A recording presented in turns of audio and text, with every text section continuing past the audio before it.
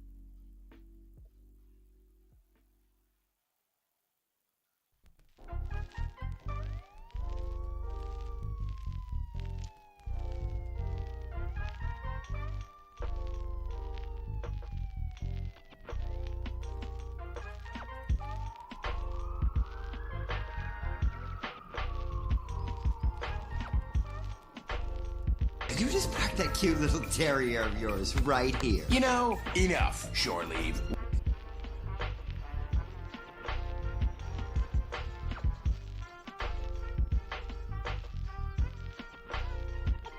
Mission complete.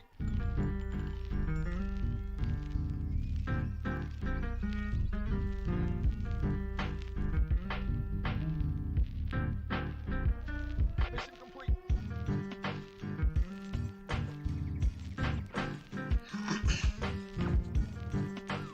Hello. I need some backup.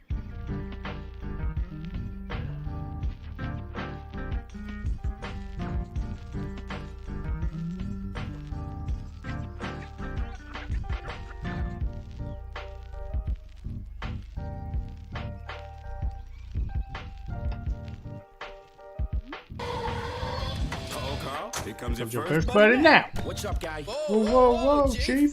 Watch where you're walking How in. would you pay attention to where you're standing, Asshole. That usually means high court and visit. Oh my god. Oh my god. I never thought I'd see this day. This is a pile of boom booms, which are not from the new expansion. I wanted to make sure I clarified that, otherwise people might think, are there new medium cannons? There are not. I don't know how you could redo a cannon. I guess you could make a new skull things. Cannons are pretty self-explanatory. What's going on, baby?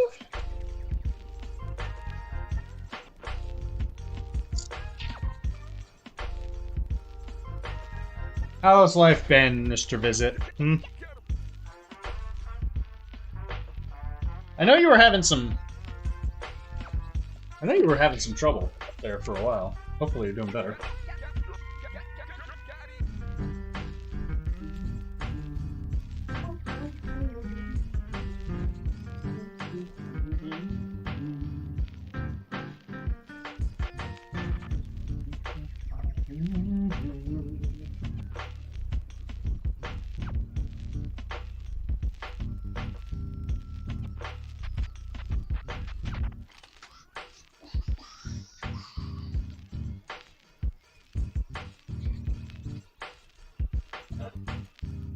Things should be on the upswing. Oh, that's good.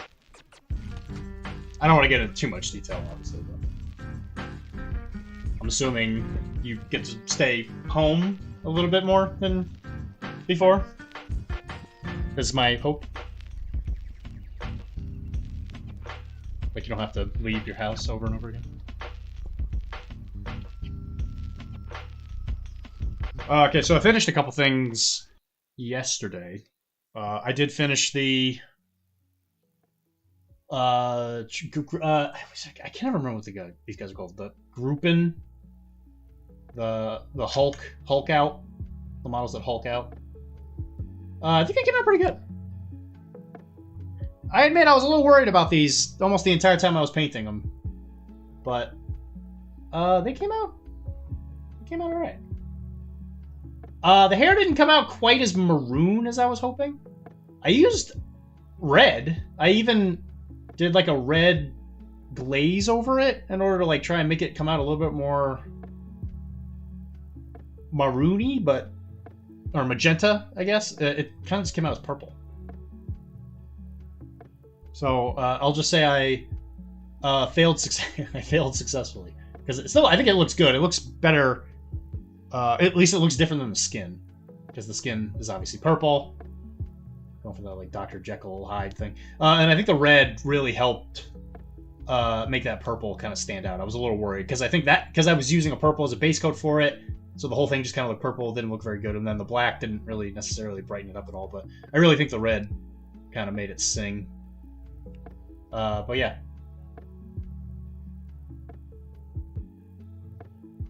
I don't know.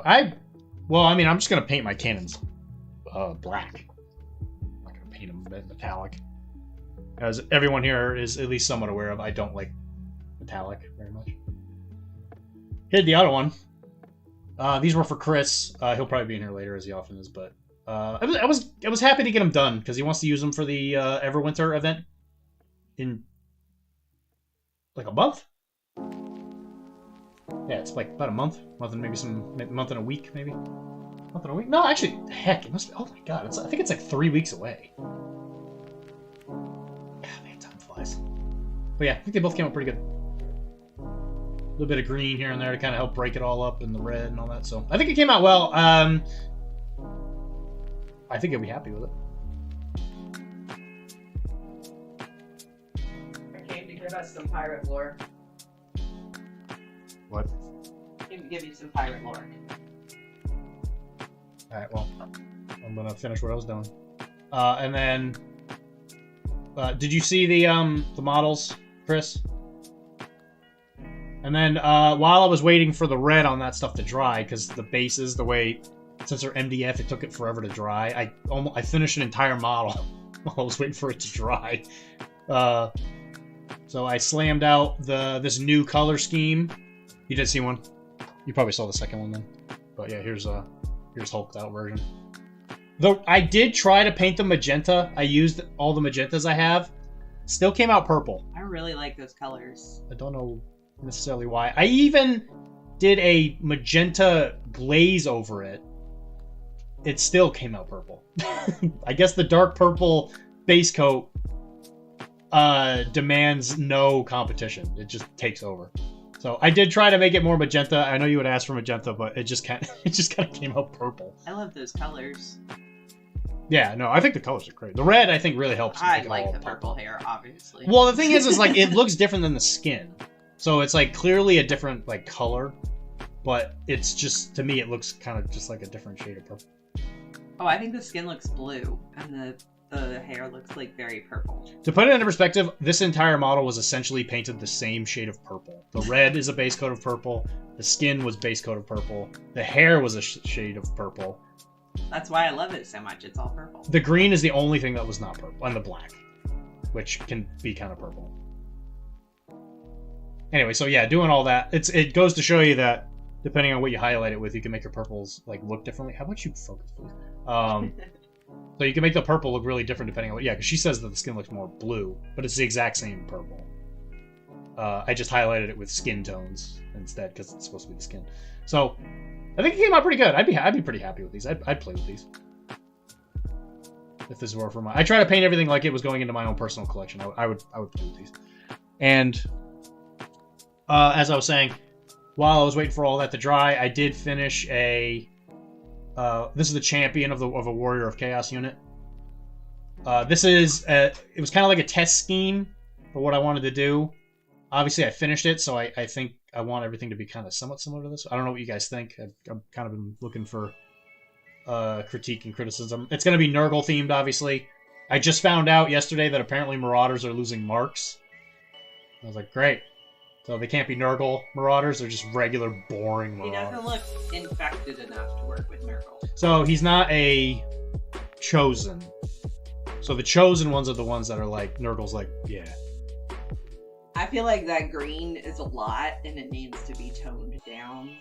maybe just on the shield. Is that what it says? The shield. Yeah. Okay. It's just super bright, and then also his uniform is the same color. So I feel like his shield. Maybe put some blood on it, some gooey blood. Yeah. Actually, that's a good idea. I did forget to do that. Yeah, I was gonna add like some a slime. weaponish shield. I was gonna slime him up a little bit. Yeah, but thank you, because you can't do that before the varnish. Yeah. Because it'll kill the shine. But yeah, actually, that's a good point. Yeah, I do need to do that. I probably won't do any gooey. I'll probably just like put little specks, like on them. Yeah, like it's dried blood. Yeah. Yeah, it'll look kind of wet. I mean, because if I could do like a dark red, scabby type color, and that might make it look more like dried blood. I should do that though. Yeah, I think the shield just needs a little bit to break up that green. Yeah, I could agree. And some blood splatter would do it. Yeah, I think it's a good idea. So the army scheme conceptually is it's going to be this green color, and then I'm going to do like white style, that and black like capes and leather and all that stuff. And I'm going to do like Saruman style white hands. So I did one on the faceplate, and I did one on his cape. Since they're Warriors of Chaos, I didn't really think there'd be much of a uniformity to it, so I'm just going to kind of slap them on models in random places and all that. And then I went for the magic sword look, where it doesn't look like it's made out of metal, but it's like supposed to be like some runic chaos shenanigans or whatever. But yeah, I think it came out pretty good. I'm pretty happy with it. I think an entire army that looks like this, I think it would look pretty good in my opinion. I was admiring it when you were varnishing it downstairs earlier today. I varnished it last night. Well, maybe that was it. I was still down in those. Purple should be front and center. Front and center? What do you mean? Like the whole thing was base coat. I mean, this guy's gonna be like 95% purple. I think he's agreeing with you. He's disagreeing. I thought you weren't going to do the gooey. I thought you were going to do scabby. Yeah, we'll do both. Oh. Alright, what's the pirate lore? Pirate lore. Okay. I'm not sure I'm going to say the name of this ship correctly, but it's like the Atosha. And it shipwrecked off of the Keys, and a boy that my mom went to school with, their family searched for this. And there's lots of documentaries about this. But one of the things that particular ship had on it, along with all of the pirate booty they eventually found in like the late 70s. Lizard. They actually had copper cannons, and that was one of the first things they found was a bunch of the copper cannons, but they didn't find any of the treasure. They found the cannons years before all of the treasure. So that's why I was saying copper would be another option. Pirate boy. Okay.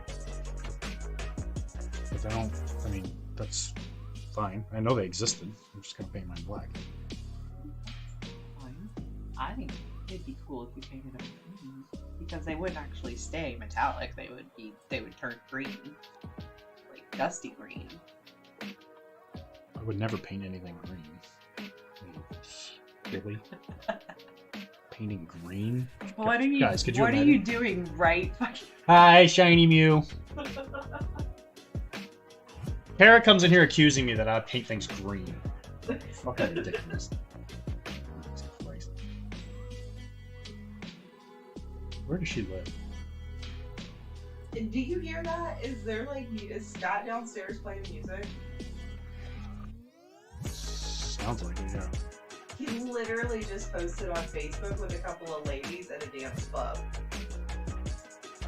20 minutes ago, because I responded to it, was like, where are you dancing at 7 p.m? Our neighbor gets it. Yeah, our neighbor's quite the successful female negotiator. Put it that way. Finish the model! Oh, yeah. Good job. What'd you finish?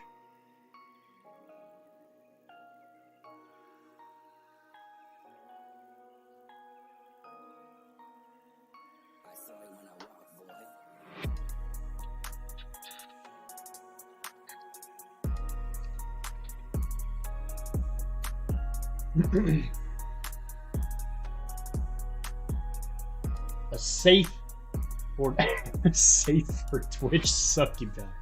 Oh, that congratulations! You didn't get kicked off of Twitch. Congrats! Well done, Mr. View.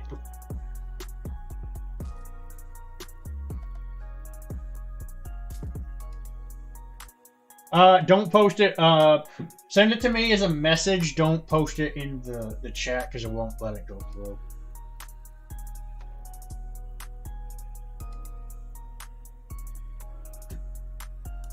Well, yeah, if you send it to me as a whisper on Twitch, I'll put it up. I can put it up, but Tim, he has some kind of setting where it won't let you guys post. I can't get it. I can't change it. I don't know where it is. Also, he probably wouldn't let me do it anyway, but you know, it goes without saying.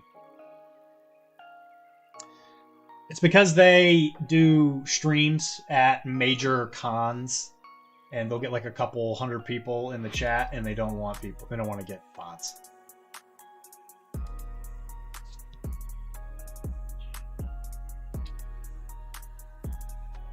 Well, I don't think it's the MCP people. I think it's the inevitable horde of bots that go to channels that have like 800 people.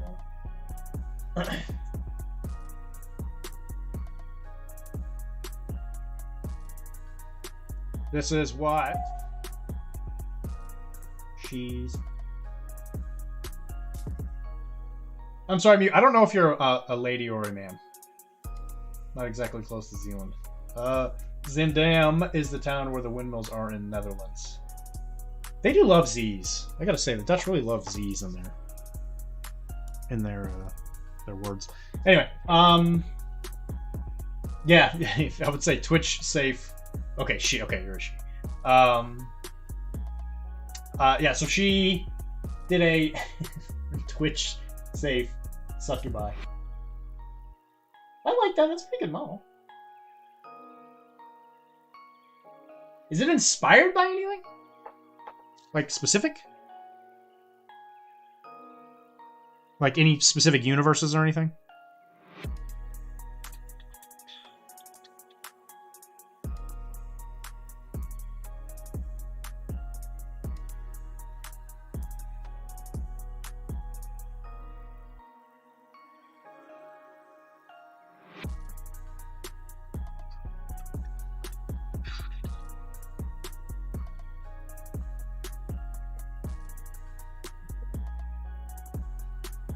One of your friends looks like that? Holy shit. I need better friends. Jay, start working out and become insanely hot.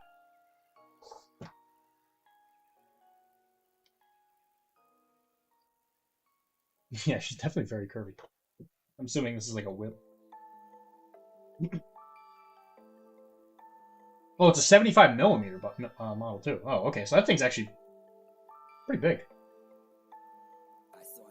Way ahead. Way ahead. Thanks, man. The VTuber on Twitch. They are a VTuber on Twitch. Oh, well, sweet. Okay, well that makes more sense.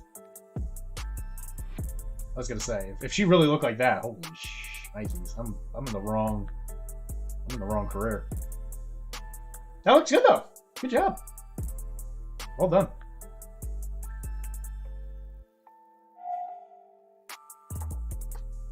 I think you did a great job. What we are doing is we're just taking a little bit of Tamiya Clear Red and we're just kind of sparsely plopping it into different places. Kind of look like just a little bit of blood spill from, you know, pillaging.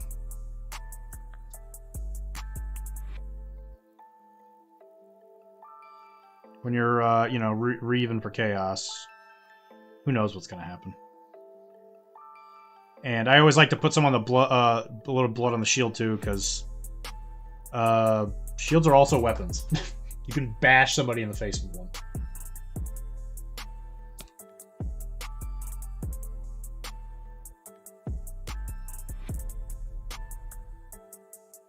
The boba gem was a nightmare to get the highlight. I could imagine. That's why Dylan has a brush like this. Very smooth. Very smooth. Telling other people to work out while he has those twigsy calls on.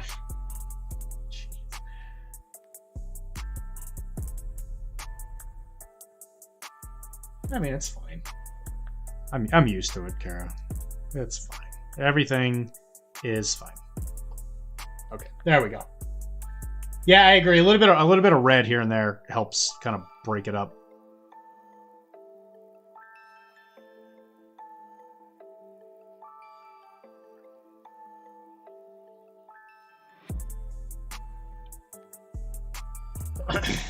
I went to the gym quite a few times this week. Actually, that was really good. This is hopefully the first week of. It's like we were just starting to kind of like get into a pattern. We were like, this is what we're gonna do. We're gonna go to the gym these days, and then we immediately get sick. I was like, damn it.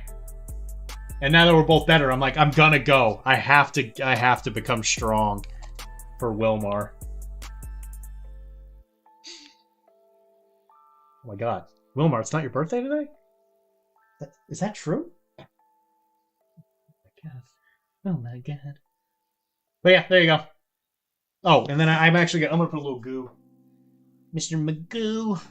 I love this stuff, Nurgle's Rot. It's really good for a variety of things, not just for rot, for like disease or whatever. It's great for anything that involves a sewer. But I like to put this gooey stuff kind of in the, especially in the vegetation, since it's supposed to represent Nurgle getting freaky.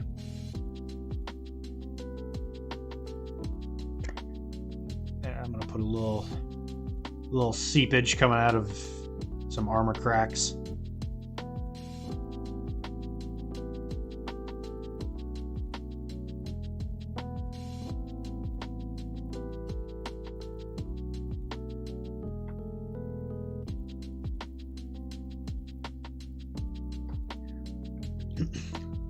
Not a ton, but enough to kind of give you the idea that maybe, Nurgle is doing people a visit. In his armpits? He was a bad boy, no birthday for him. She keeps denying me the special day. This is a hard one to get out of, and this video's just one tube of lube and an orgy of evidence. Armpit goo. A goo. So what's next, Mrs. Mew? There you go. So that's one down. Only 700 million to go.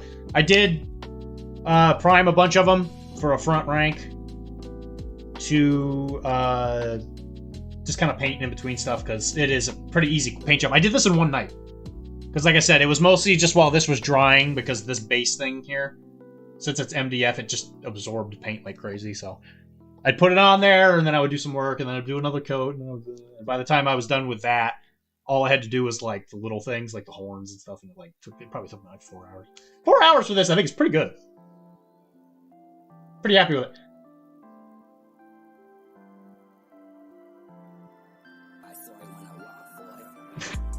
I don't know about the perfect body. I try. So I think I've decided, because I did pretty much with certainty say here that I'll be able to go to Everwinter because I don't have to do the move thing. I'm probably gonna go there to play Old World because it's a one-day event, and I really don't feel like I could do very good at Infinity because I haven't played for like 3-4 months. I think there is an opening though, but I think I'm gonna go play Old World just because Brooks is running it, and I love Brooks. I'm not playing Griffinity. I've told you guys this a million times. I work Friday. I don't drink. I know you don't have to drink. I still don't want to be there. Drunk people really piss me off. Yeah, I know, boo. They don't really piss me off. I just don't like being around them. It's a phobia thing. Yeah, well, that's what everybody says. Both of my parents were really bad substance abusers, and I admit I have a very adverse reaction to drinks. I don't mind imbibing. Imbibing a lot really does get to me.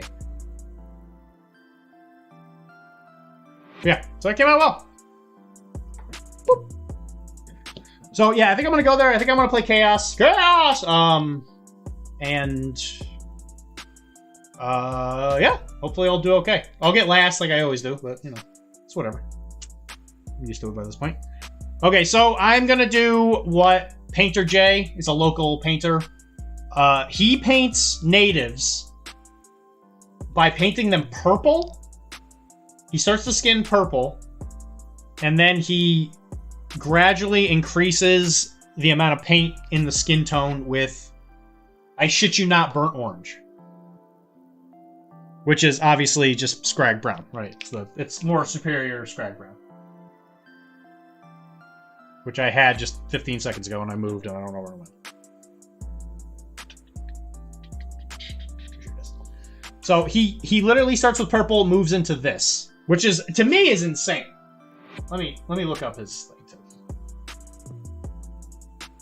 That is just bonkers to me. I don't know how that works. But the man knows how to paint, so.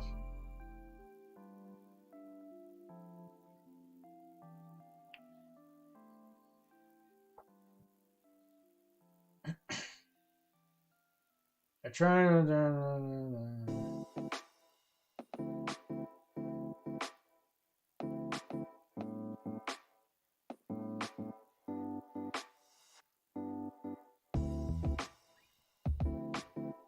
Yeah, okay. I might have just taken a picture of it, but I don't want to paint, but I need to work on my entry for the PAX paint. Well, I mean, if you don't want to paint today, you better make sure you paint tomorrow.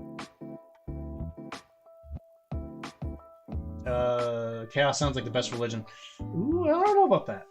I don't know about that. Chaos is, as unproductive as it is, giving, I guess. Burnt orange is probably the color I use more than anything else in the entire world. I use it, like, in almost everything. It's just an incredible color.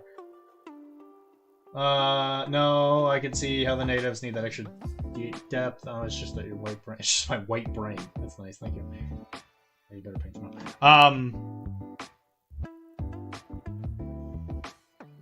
The model that you're painting though, Wilmar, it doesn't have to be like a. Well, you're already working on it, right? It's not like you're starting from zero, right?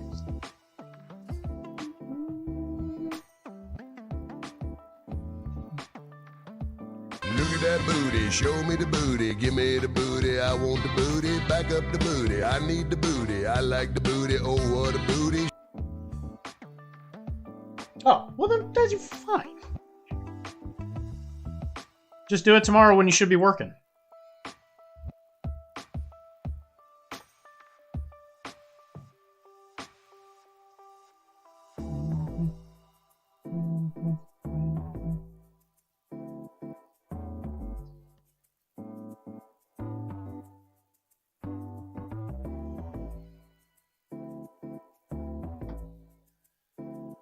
Need to use them here so you don't have to read what I say. No, I have to work so I can afford these are my pile of ever-growing adventures games.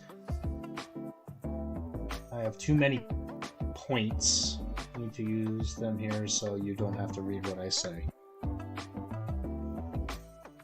Okay.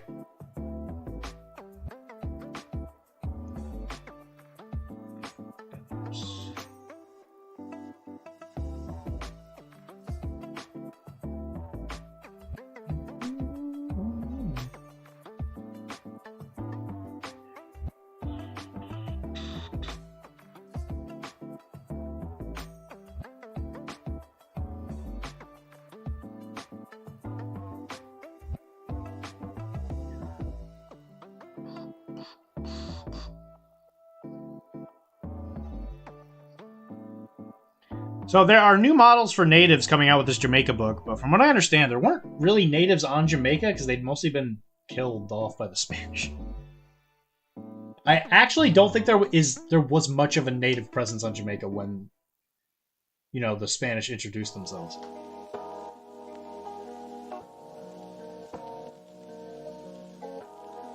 So like when the English took over, I think it was almost an empty island. Are you meeting the IT guy at the office? He lives in Oklahoma, so no. I asked Nina what kind of meeting she wants to have, so I don't know if I'm going there, I don't know if it's a phone call, I don't know if it's a Zoom call.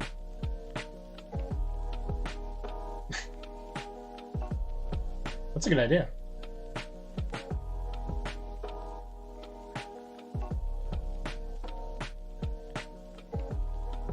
And as I've said ad nauseum, I imagine at some point I will probably pick up Spanish, but I do think for...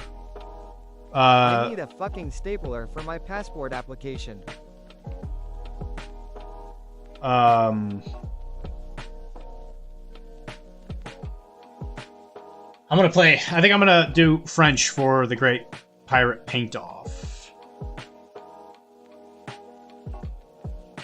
So more than likely Spanish will have to wait until after that.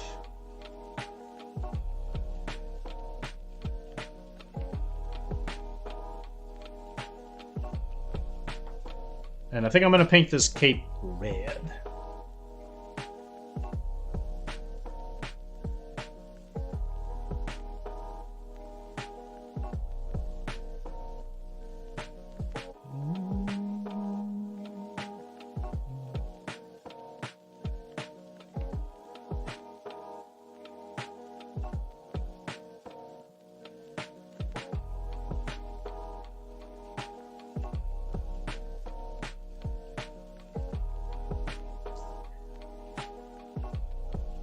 It would be like white-ish for the cape.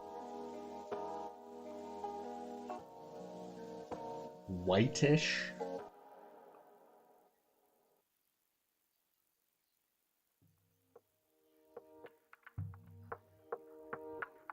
I don't think they had access to that kind of dye. They would have access to red. They would use flowers.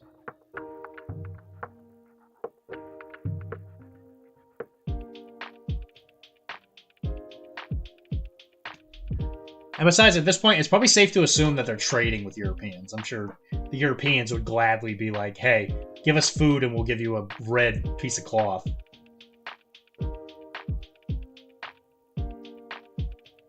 Okay, fair. I mean, this guy's got a cutlass. I doubt he's never seen a white person before.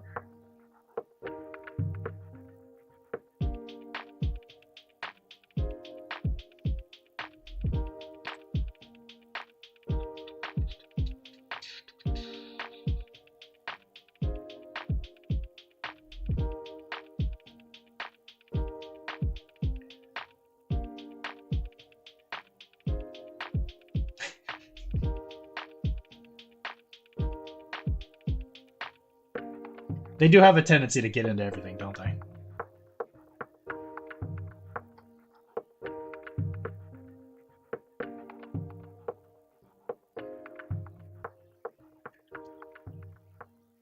Thank you. Thank you for doing the dishes. Actually, speaking of white people, I did continue to work on those two freebooters. They're actually coming along pretty good. I still really like the sculpts. I do have a little bit more time than I thought. I thought there was going to have to be... all 8 of them were going to have to be done by next week, but I think it's the week after. So I just got to make sure I kind of keep at them. Because we're going to PAX.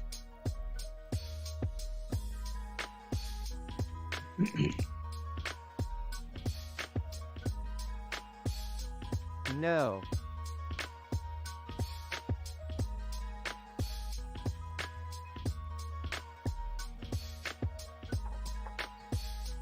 You're going to PAX. That is what I said, yes.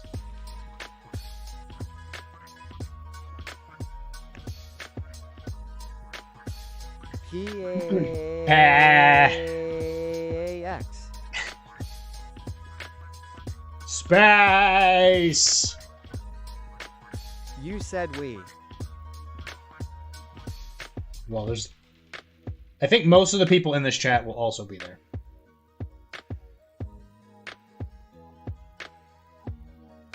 Space! I did look at tomorrow's.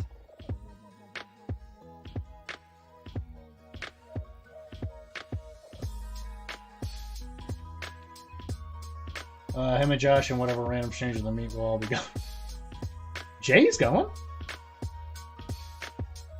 I did look at rooms and Airbnbs.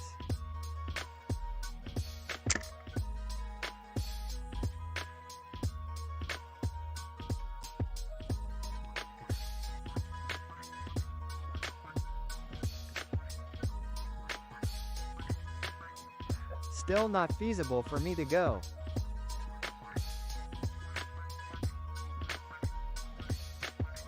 Yeah, this close to it, I imagine that would be tough.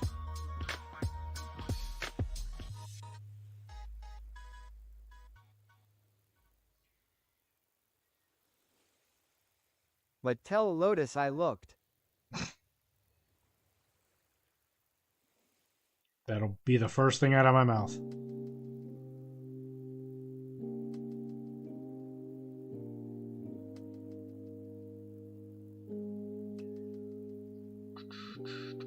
Wanted to call you early and say Happy New Year's before I get too blackout or brown out or one of the browns. I mean out. Whatever. Love you. What? Oh no!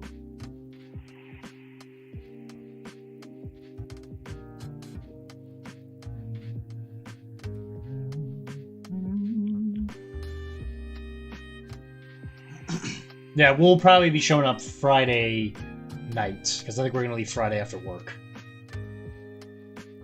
Love you. Bye.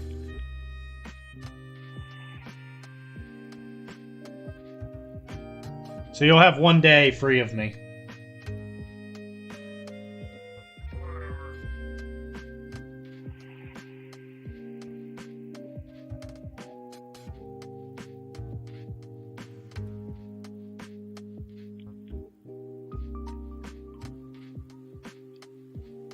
Josh said they'd be there late Friday. Haley and I are going to be tourists on Thursday. But they said she wasn't going. I mean, I'm not going to chase after you. I mean, if you just do your thing. I mean, last time we bumped into you, like, what, like once? You don't have to play keep away. I mean, I'll just sit there. Tired of typing. Answer my call.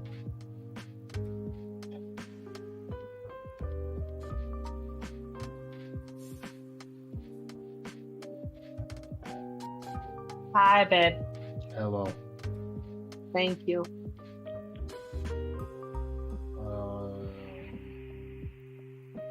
I just wanted to say that all these people showing up Thursday are a bunch of nerds. Let me know if you want to join a board game action from 1 midnight. From 1 to midnight every day we'll be going. I'm assuming you mean 1 p.m. 1 to midnight would be like 59 minutes of sleep. I was gonna say, yeah.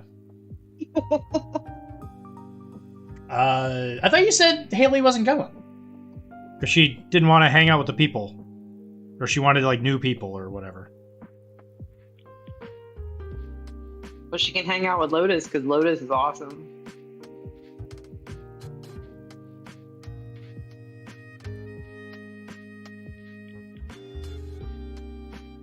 Yeah, I do sleep. Well, you know, sleeping's good.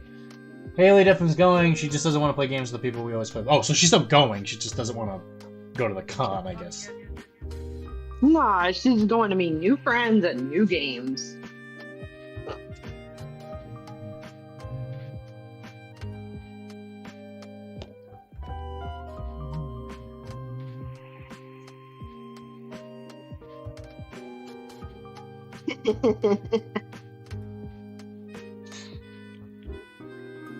I mean, I'm not going to put up much of a fight. She's just going to beat me.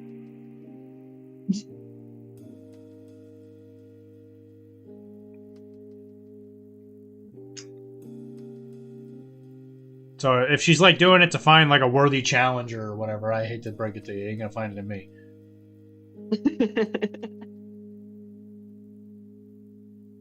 I mean, maybe she would just appreciate that you would be willing to teach everybody the rules instead of her. It sounds like she's pretty badass.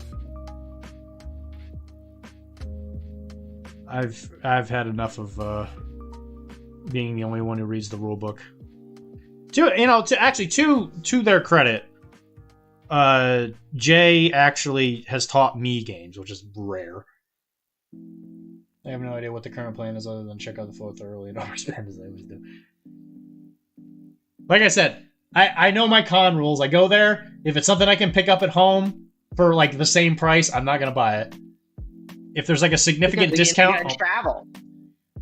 If there's a significant discount, I will consider buying it. And if it's like used stuff where I don't have to build it, especially, then I'm all in, as long as the price is right.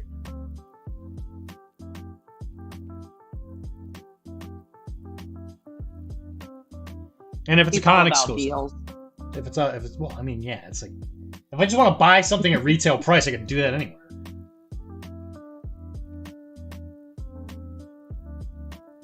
I mean, there's no other reason to do it at a con other than just the excitement of getting your hands on something. Like if it's something you can't find because it's like hard to get, that's one thing.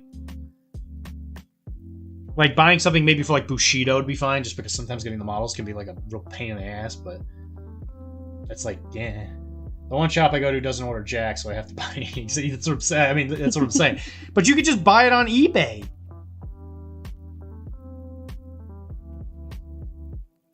Like, if you buy it off eBay, you do have to pay shipping, but most of the time the discount is, like, what the shipping is anyway. That's true. I avoided eBay for a long time because I didn't realize that. I mean, it depends on what you're buying, right? But eBay's the first place I go, because eBay can't fail. Because if it's on eBay, they already have it in their hands. They're like, okay, I have this thing I need to sell. When you buy it from a store, you can't guarantee that. They're like, oh yeah, well, I'll order it, and then they don't do it for like 3 days, and then it takes like 3 days for the middleman to get it. Then it takes them like 3 days to send it. Then it takes like a week or two to get there. Then they got to put it in a box, which will probably take, I just assume everything takes 3 days. And you wait like a month. I waited 2 months for Webway to get 4 models. The amount of time I had to wait for the sloop, it was like almost like 3 months. I'm like, god damn. Like, I don't You're mind. not wrong. It probably does take them 3 days to do each of those steps. Every step takes like 3 days. And I'm like, okay, if I'm not in a rush, then like, whatever, fine. Like, I wasn't really rushing to get that sloop. But there's a certain point where you're just like, okay, listen, is it going to show up or do I just need to get it somewhere else? Like, it's not an issue of waiting. It's just an issue of, did you actually order it? Jake actually knows something where you put in. Did he just finally put in the Warsaw order for us, and then he had to double up with the next wave pre-order, so all our crap is now stuck behind the pre-order. Nice. Excellent. Nice to see the $15 on shipping for the hundreds of dollars. You're probably, yeah.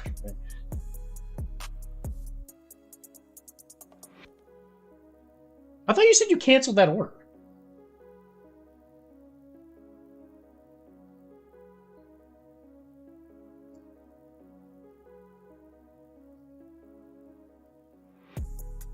Like I said, when I go to that store, I'm surprised that they don't just, like, shoot me with a gun every time I walk in.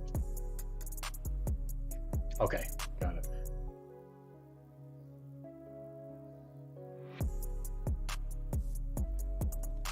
Why do you think they should shoot you? I was stupid because I criticized them openly, thinking, oh, well, if they know what the problem is, maybe they'll try to fix it. No, they'll just be dicks. Yeah, yeah, right. Yeah, you're not wrong about that. I was openly critical of a few things, and now the employees there don't like me. Oh. Even though I kept spending money there. It's not like I wanted to... Yeah. It's not like I was, like, doing it and telling everybody to not go there. I was like, listen, these things are bad. You need to fix them. And then they just, yeah, they got on. Yeah, that's true. He's not a great manager.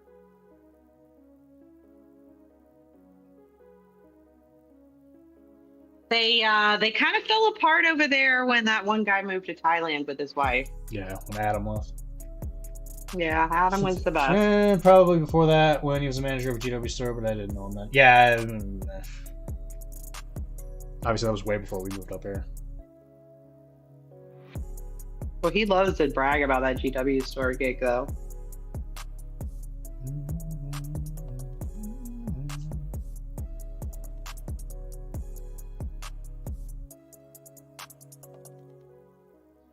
Listen, I'm not expecting anyone to be perfect, but like, if you have people who are constantly complaining about the same things, like if my clinic was suffering a widespread issue like that, I would want somebody to tell me.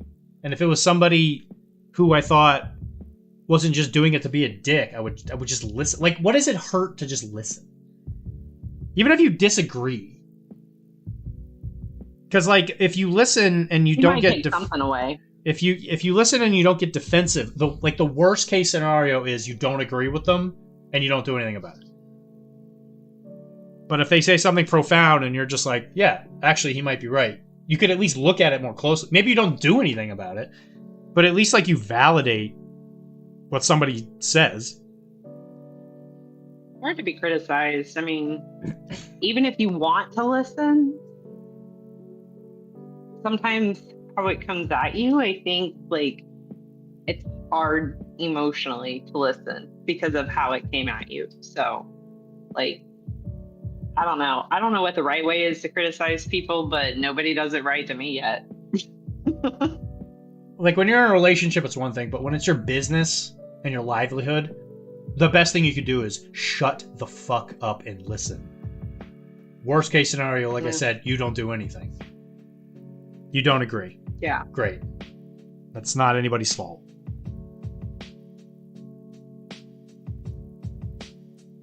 I just think a lot of people aren't equipped to be able to do that.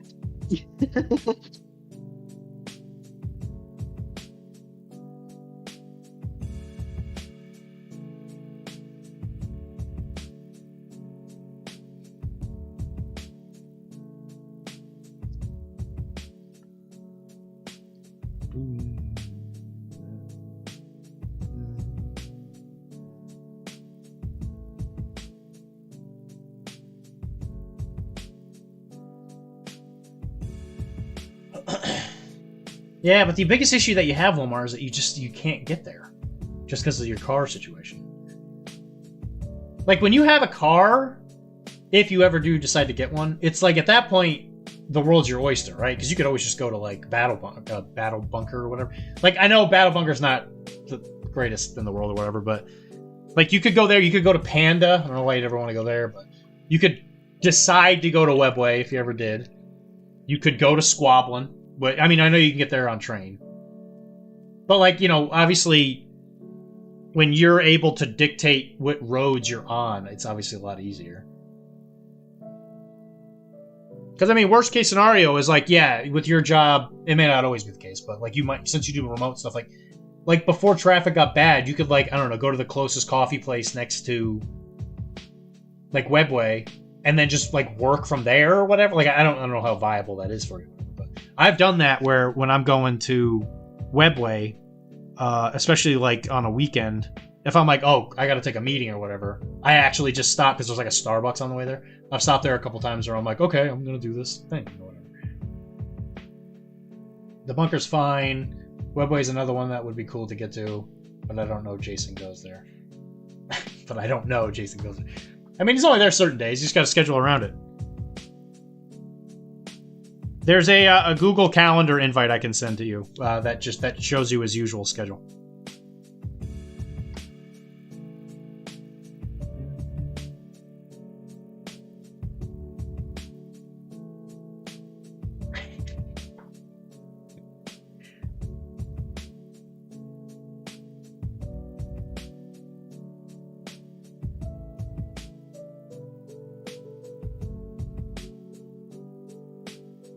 Just show up usually around the time I do. He's usually leaving by the time I get there.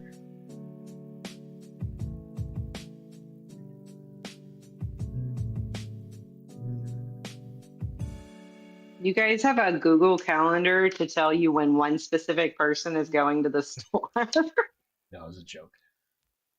The joke is because he's here. He's in the chat.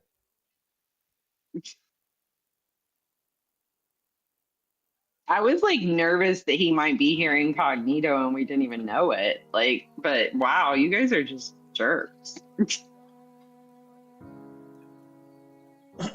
I will never get over how mean guys are to each other. Just don't come on Tuesdays and hope you get lucky on the weekends. Yeah. It's like a watchtower up here. Sheesh.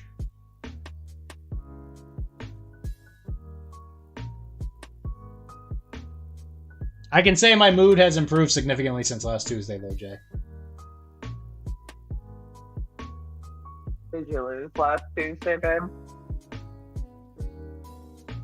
What? Did you lose last Tuesday? Yeah, I did, but that's not why I was in a bad mood. I can concur that your mood has significantly improved since last Tuesday. I would say incrementally each day since last Tuesday. What day did you guys like decide on your business location? Was it Tuesday? I don't know. No, I'm playing Chris in Blood and Plunder. He wants to try that new list he made.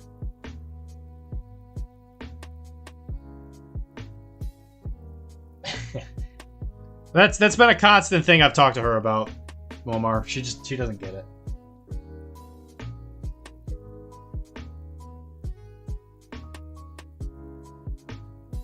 Also, I'm sure as Sunshine not going to be playing Infinity for you guys to get ready to go to a tournament. That is not going to happen. I'll be a willing participant in the slow grow thing at the beginning of the year that Mike's going to host. But I'm sure as Sunshine not going to be there for your cutting edge.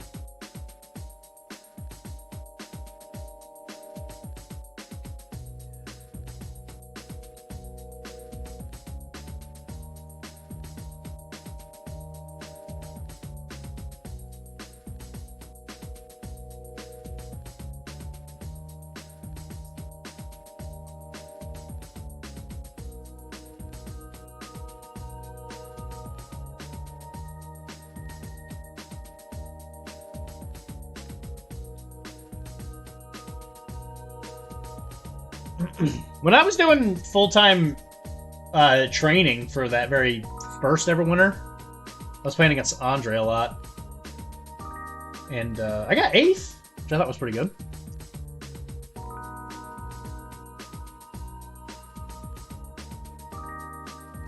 I've kind of just been, you know, slowly slipping since then.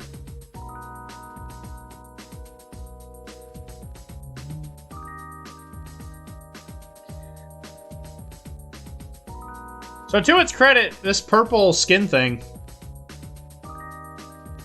actually looks okay so far. Kind of giving it a bit of a moodiness to it. 8th is... I was very happy with 8th. Oh my gosh, it's Woolonk. What's going on, man?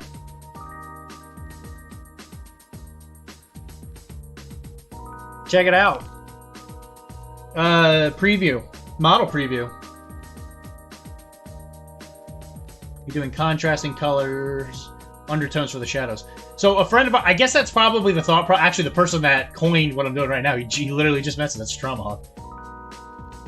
To base the native skin with. It was what? It's your recipe. So you said to use dark purple, and then I've been mixing it with burnt orange. What do you use for your highlight color? I was probably just going to use like a regular skin tone. The darkness. Yeah, it gets like, it's like pitch black up here, like 5 o'clock. It's kind of insane. Yeah, warm flag. Yeah, okay.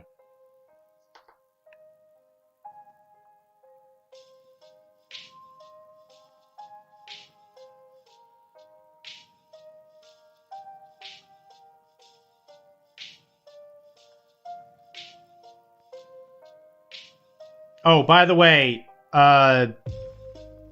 Painter J, I have every single day I have thought about what you asked me to do like almost 3 weeks ago with those tattoos. I'm gonna go get that model right now. I think to myself, oh, when I get home, I'm gonna send him a picture of it, and then I never do. Because I'm a scumbag.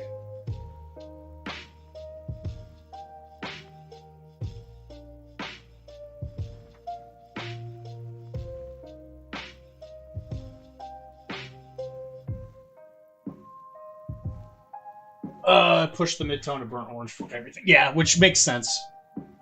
Especially, like, the Caribbean.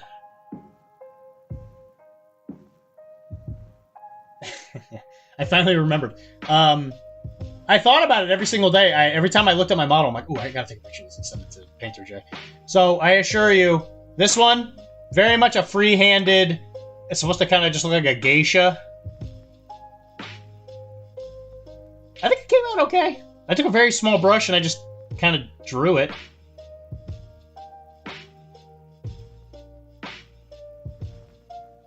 And then, so, you know when you just see, like, a Yakuza member and then you know that, like, stylized, like, fancy, really dark tattoos they have? It's legitimately just dark purple that I just cover a certain area with, and I just put random bright colors in it. There is no pattern. And then I put a little bit of skin tone in there to make it kind of look like it's breaking, like, through it or whatever. It's legitimately just a bunch of random colors. I don't think anybody at the distance, you know, like when you're far away, you look at it and it's like, oh, that must be like a really fancy tattoo. But then when you look up close, it literally is just a bunch of random colors. Yeah, thank you. And yeah, thank you for the compliment. But yeah, I think it came out really well. Yeah, so Tantalo. I'll be honest, I thought the Budos were going to be a lot harder, but they're legitimately, like, once you do the skin, I mean, that's pretty much all of it.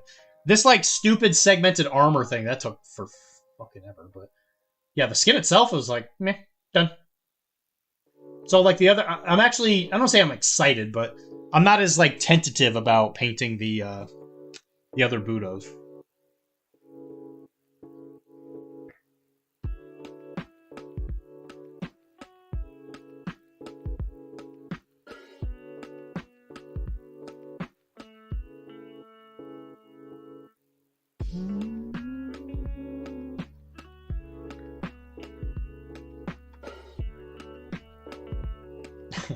Yeah, thank you for the compliment.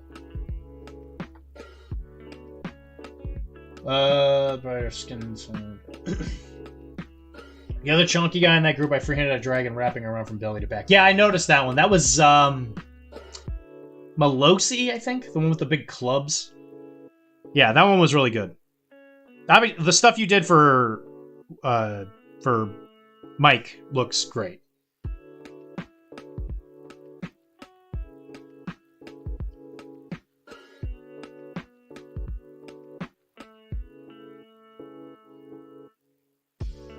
Yeah, it's a shame he doesn't use that stuff more often.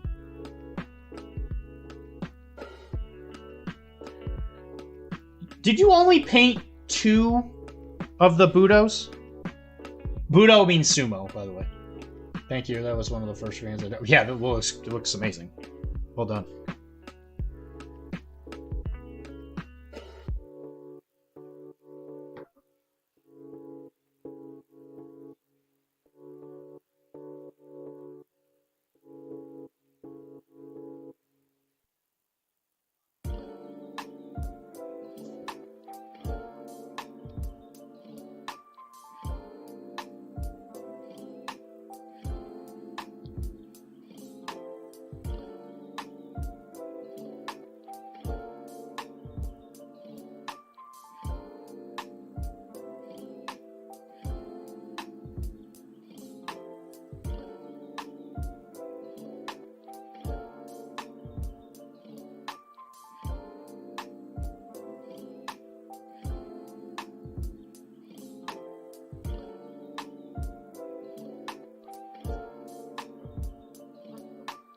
I actually don't. I don't know. Sumo might just be like maybe the English translation.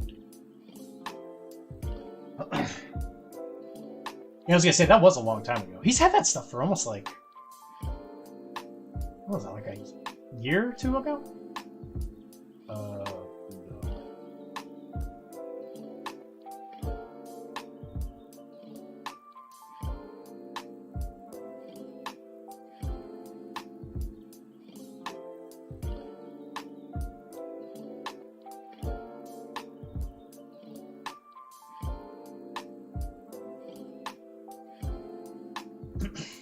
There are some good pictures of Nipmuc tribe that I used for reference for that group.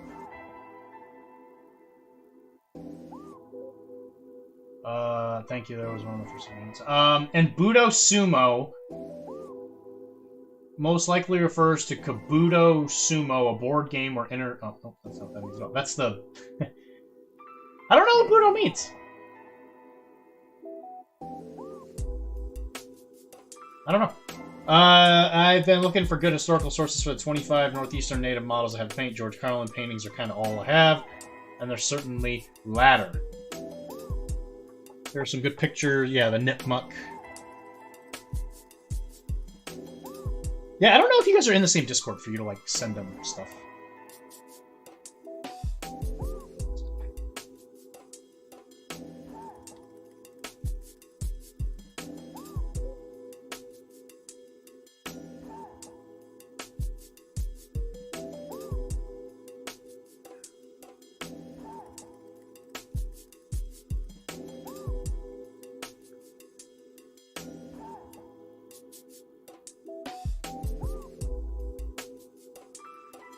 Budo is a form of Japanese dance theater that encompasses a diverse range of activities, techniques and motivations for dance, performance, or movement. That is what my search pulled up as well. That doesn't really sound like sumo.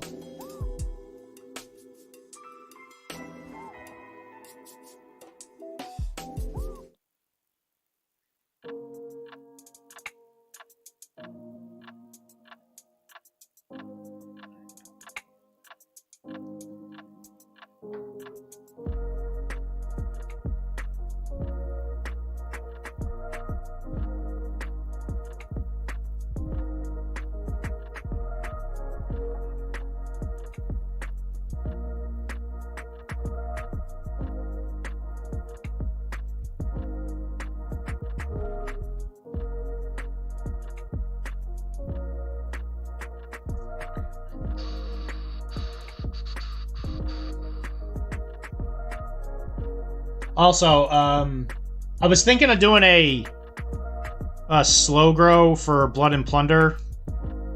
This is more aimed towards Jay, but I don't think I'm gonna do it because I just think with the holidays it makes it a little weird. So after the Infinity thing next year, we'll probably be doing a slow grow. You obviously have stuff in the store if you would like to join us.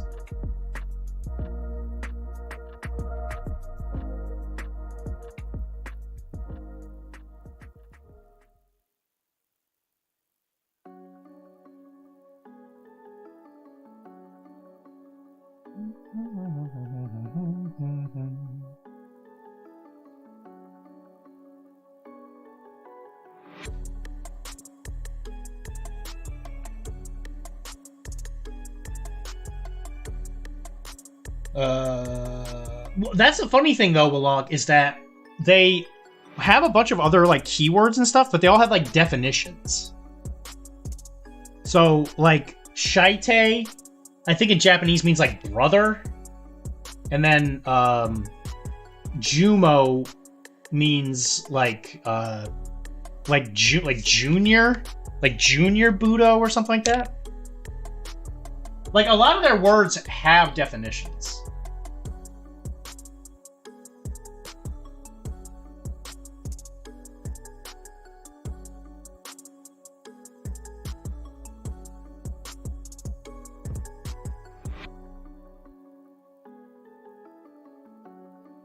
Because Jumo is, I know, Spanish. Gotta remember it's some white Brit's making it. I mean, sure. I mean, whatever.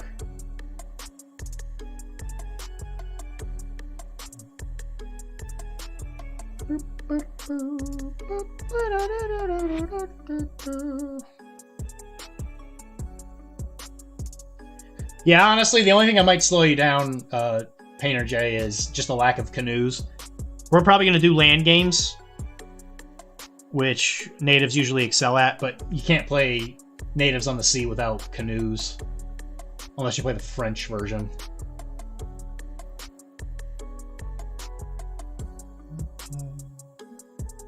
And I don't play native, so I don't have canoes. That's the one thing I can't let I can't give any for people to borrow because I don't have any. So there you go. If your mission, if you choose to accept it, is paint a bunch of Native American canoes. I'm looking for second. I am hungry again. Then feed. Feed. Well, if you disappear, thank you for coming. That will do it. That'll do the trick. I have some longboats and stuff. We can just say they're canoes, in all honesty.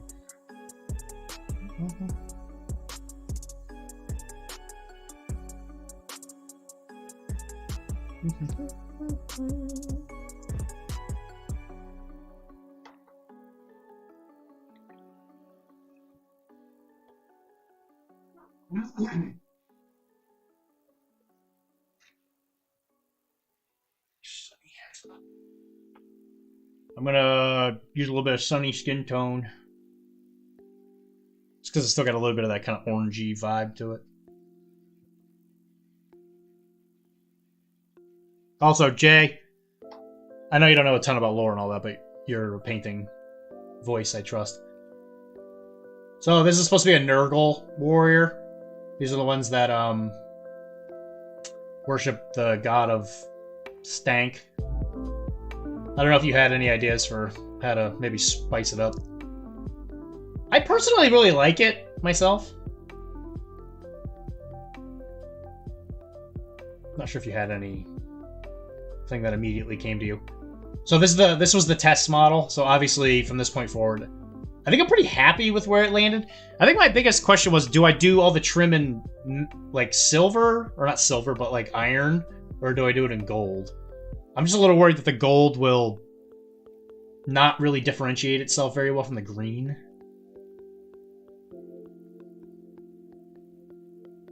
Anyway, wonder if you had any thoughts.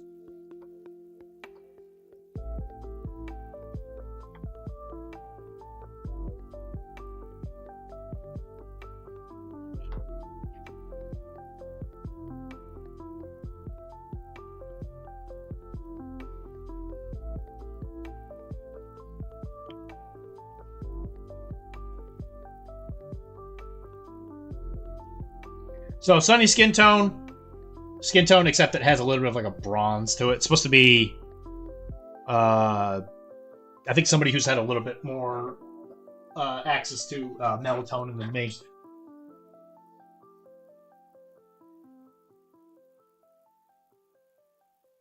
It is a very common highlight for skin.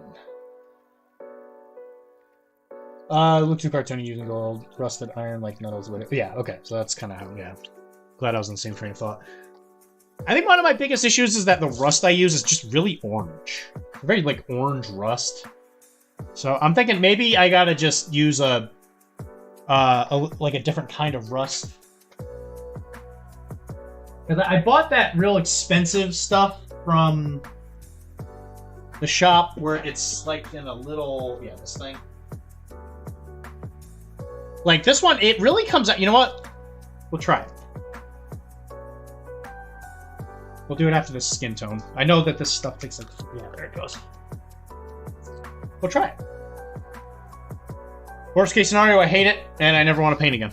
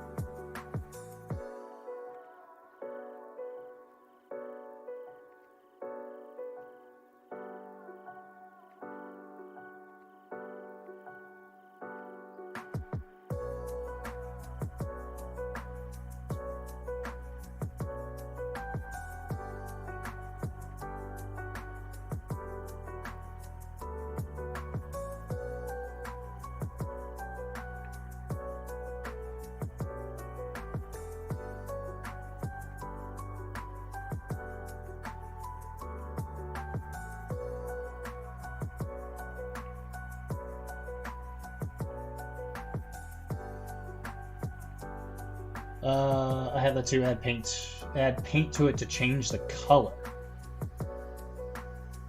That's an interesting idea.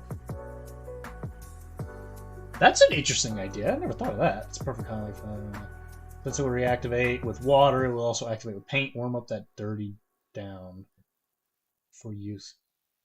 That's an interesting idea. What color do you think? Because that was always my issue, is that it was really dark. That's a great idea.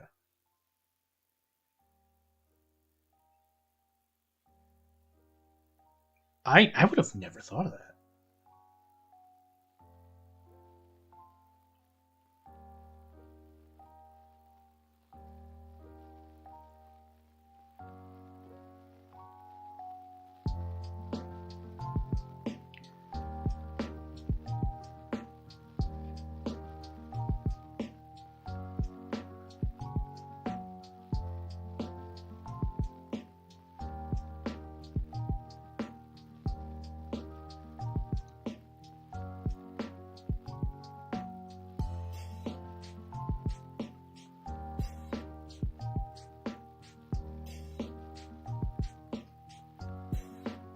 I use Dirty Down. That's what that's called.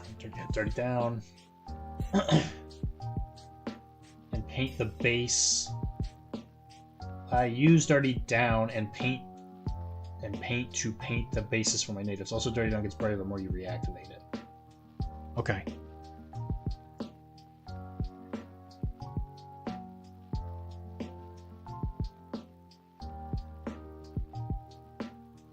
Which, I mean, you know, that's the one thing they always say about Nurgle models is that, you know, even if something doesn't quite work as intended, it still kind of works.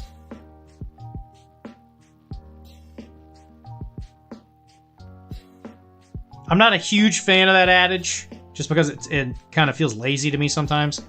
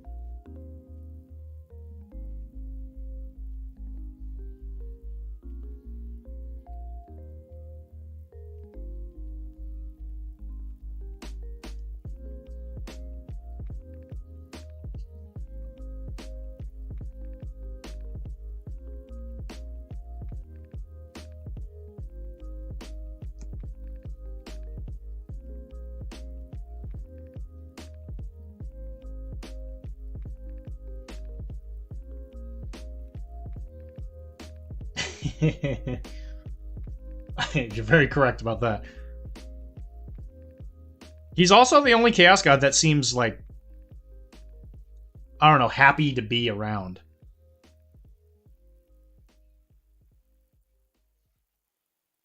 I mean, I guess you could kind of say that about Slaanesh too, but like, I don't know how to describe it. Nurgle's the one, he lives for others, shall we say.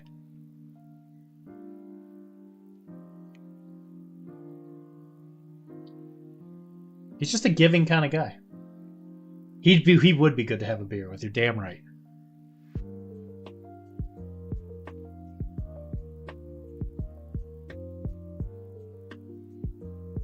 Do you think that Nurgle would be like? Do you think the chances of when you're a Nurgle worshiper, do you think the chances of not being into a spawn are higher or lower?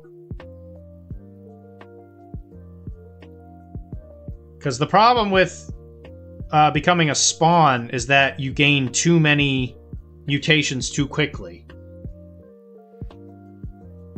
Nurgle is giving. Do you think that would make you more likely to turn into a spawn?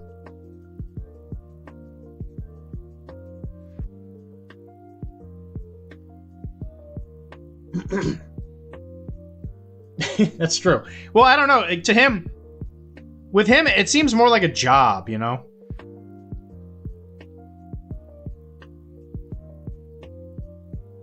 Like, it always just feels to me like he does the blood and skull thing, not because he really enjoys it, he just feels like he has to.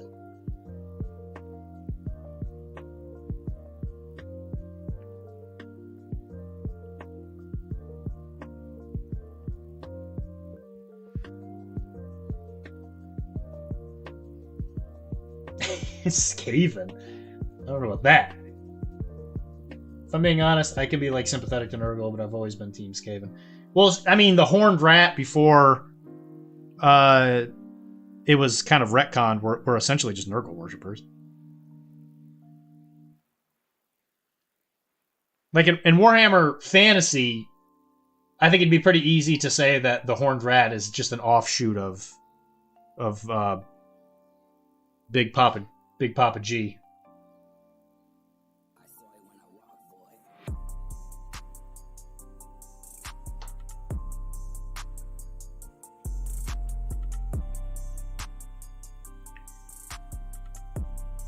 I mean, Clan Pestilence, it's like... I mean, where do you think that's coming from?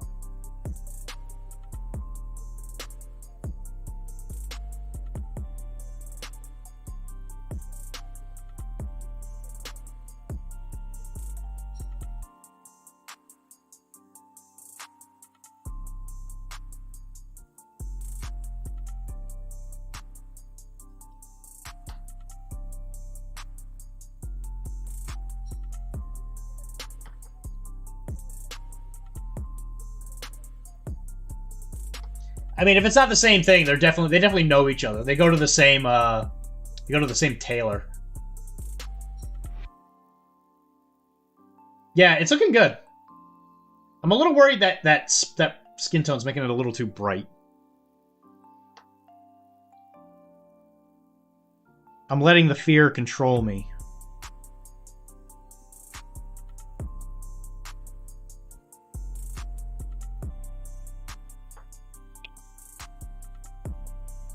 I need finer brush control.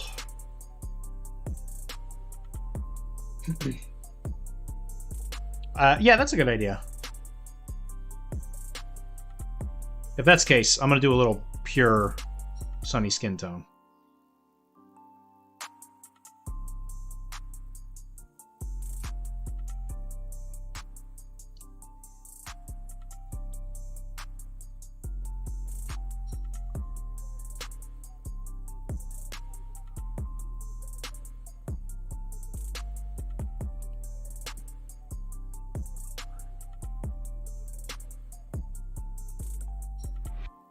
Obviously, that's always the good thing about painting skin, is every person is going to be a different shade.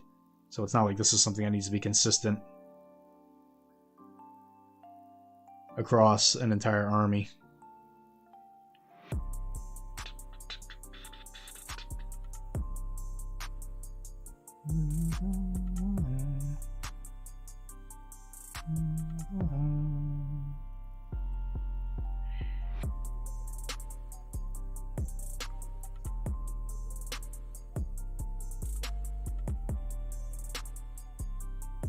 Yes, I agree with you, Mr.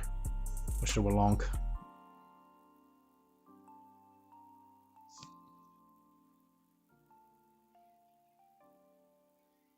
What do you usually play, anyway? I know I see you in the Discord, but what do you actually play? I mean, like, as in, like, army-wise.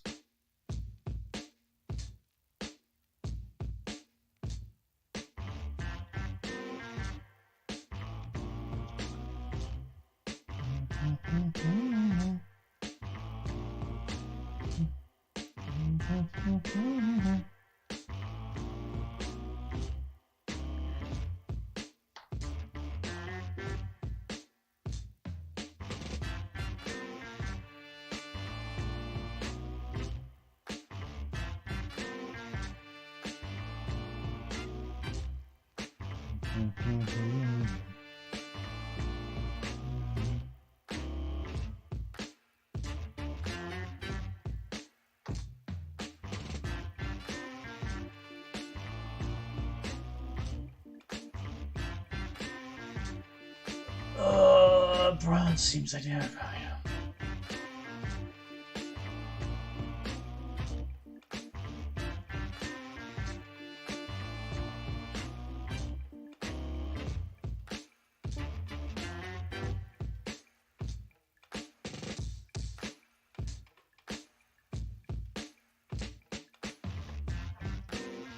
Sorry. From my car,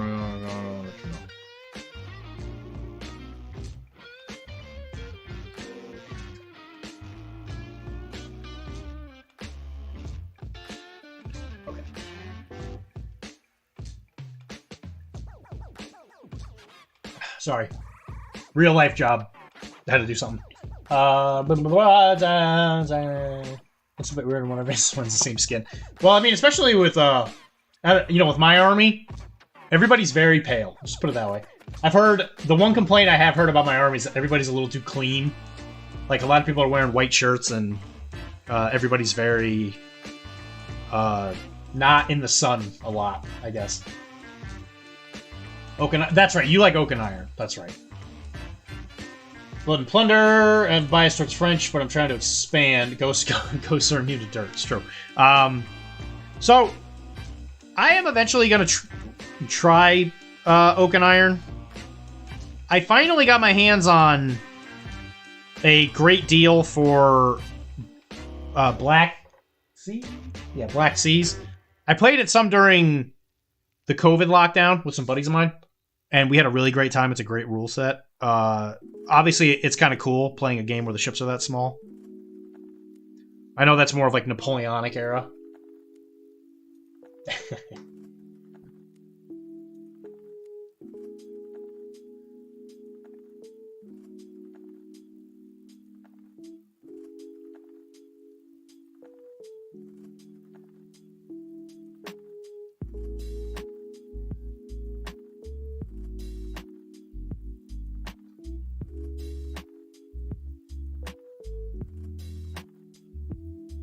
But I know eventually I'll play it. I think Oak and Iron, the biggest issue is I don't really have anybody to play that with. I know Jay has expressed interest in boats that size. Audio Jay, that is.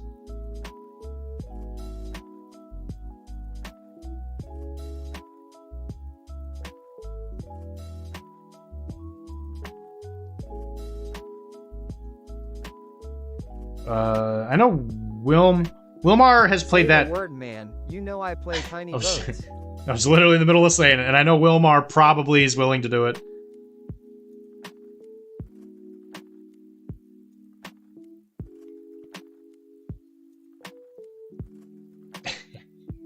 Took the words right out of my mouth. Do I have to rig those tiny ships? You have to rig them? For Oak and Iron, no. I don't think you don't have to. I mean, you don't have to rig anything. It's percent there. Small ships, you say. Napoleonic is where I came to this from. I mean, Blood and Bayonets is great. I was playing it before it actually came out, and we had a blast. I think the rules for it are great.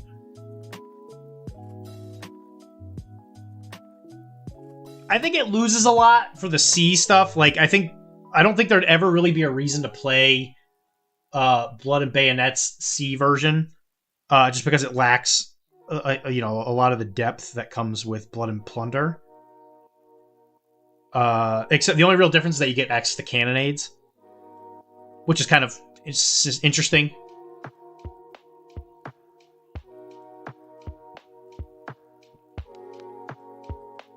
Yeah, Armada's the fantasy version, which you can use Black Sea models for. I'm pretty sure they're like cross-compatible.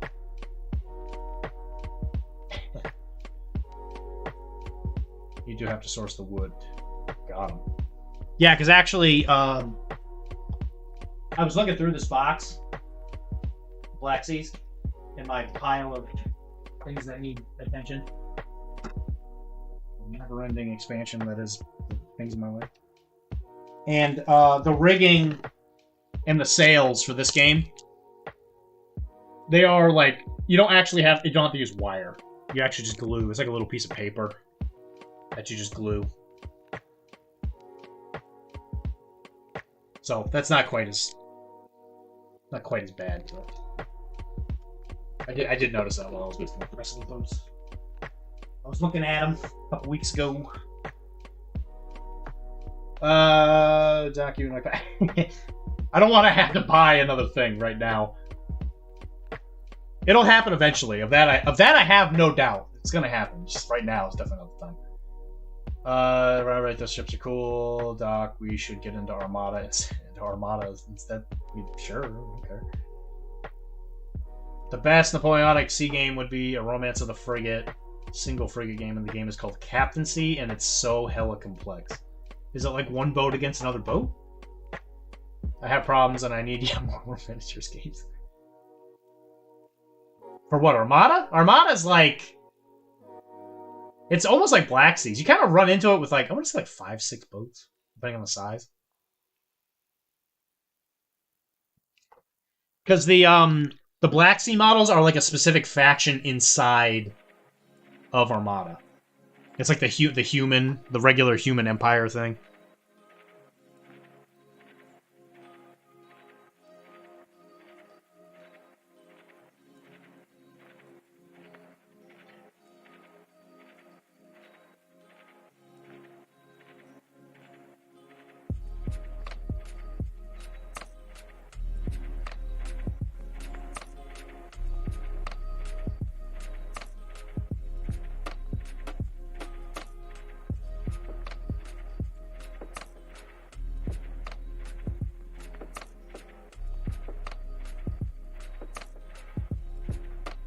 Weren't you one of the people that was berating me for game jumping or something like that? Mr. J?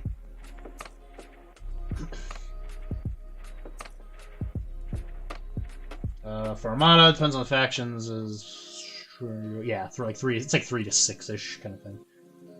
Yeah, it's definitely just like a handful. Captaincy is geared towards individual boats, with the premise is the model seamanship in depth, so if you can outsell your opponent, you can bring your guns to bear better. Sure. I mean, it sounds to me like a con game. Like, it's a game you play once a year when you go to a con. Because there's only like one person in the entire world that wants to play it with you. I would try it, though. He does work out. He chases white people off of his little island. It's really great cardio.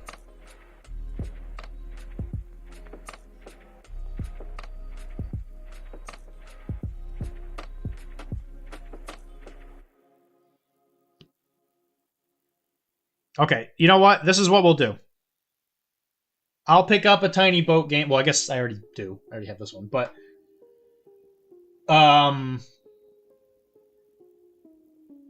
when the Great Pirate Paint-Off happens, if I finish all of my French stuff, I will buy some kind of starter for a tiny boat game.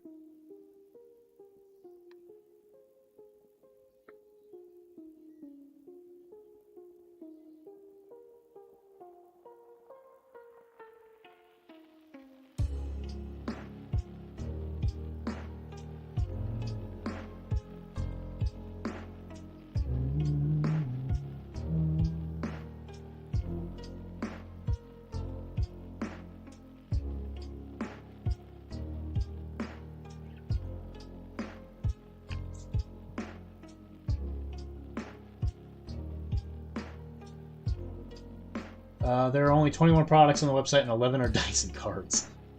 For which one? Armada? That's not surprising.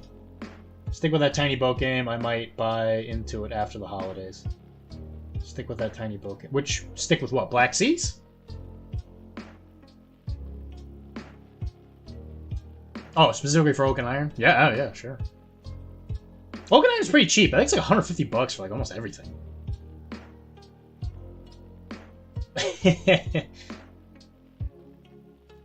I liked Black Seas. I really enjoyed it.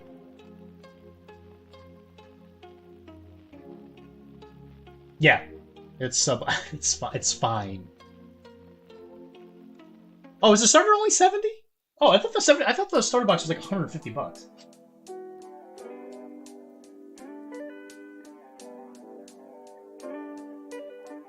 Oh, no shit, it is only 70. Oh, I thought it was like 150. Oh, shit, that's nothing. 70 bucks?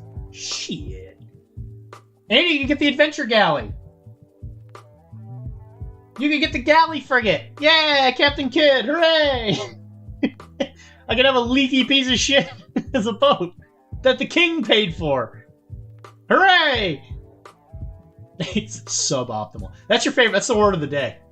Or the word of your... Word of Nigel.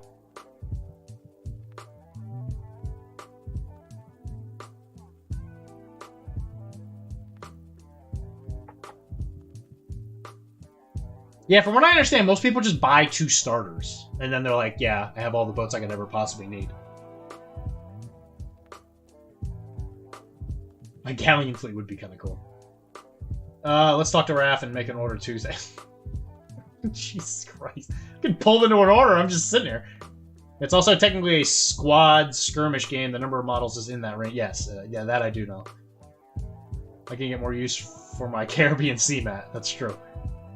Light and heavy galleon just doing sub-ops. Just doing some Spanish stuff. So is it, do I take a single Dutch boat that has a Piet on it and I just sail up and your guys just surrender? Alright, does that tone look good? Does that look like it's like got depth and everything? Or does it look like trash? Trash.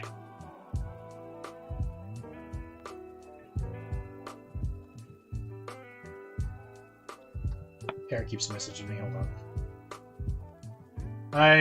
You do work for someone, take me. Still the same time to counter. I just want to build to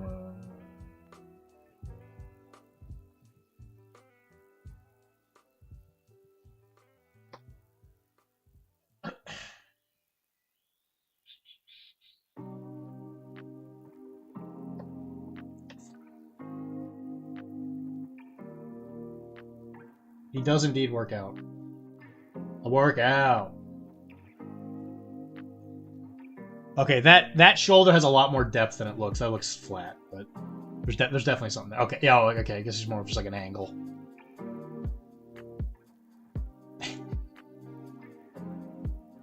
I'm glad to hear it, man. Did you just buy... Because what? Each of the boxes comes with 6, right? 6 cav in it? Yeah, I'm pretty happy with that. Alright, so you figure his hair's gonna be black. This is gonna be purple. This, maybe I'll do this in like a cream color. He's got a rope around his waist.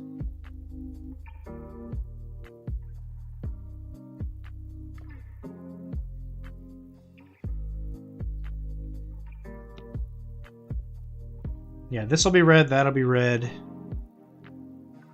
And then what color, like what colors should the feathers be? Because I mean, on the Caribbean islands, you kind of have access to a lot of really bright colors.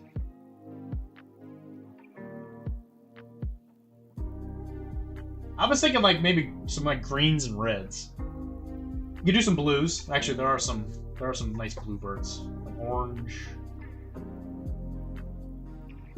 yellow. They could legitimately be any color. Someone was getting out of plunder, so I bought this cat. Oh yeah, I remember you telling me you bought that. And some Cassier light sloop sails he had. You can get away with most colors. We have some. Yeah, no doubt. All right, this is what I'll do. I'll pick the feather colors later. I'll just kind of do them randomly. The headband.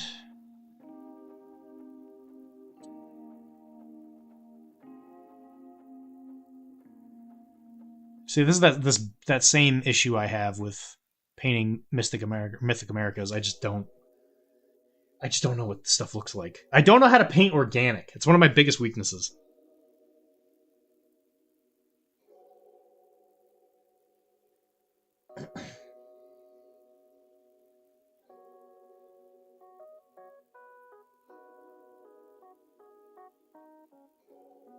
Everyone here will be happy to know I started painting another boat. I've started painting the resin sloop. Yeah, I know. I don't wanna though. I don't wanna learn.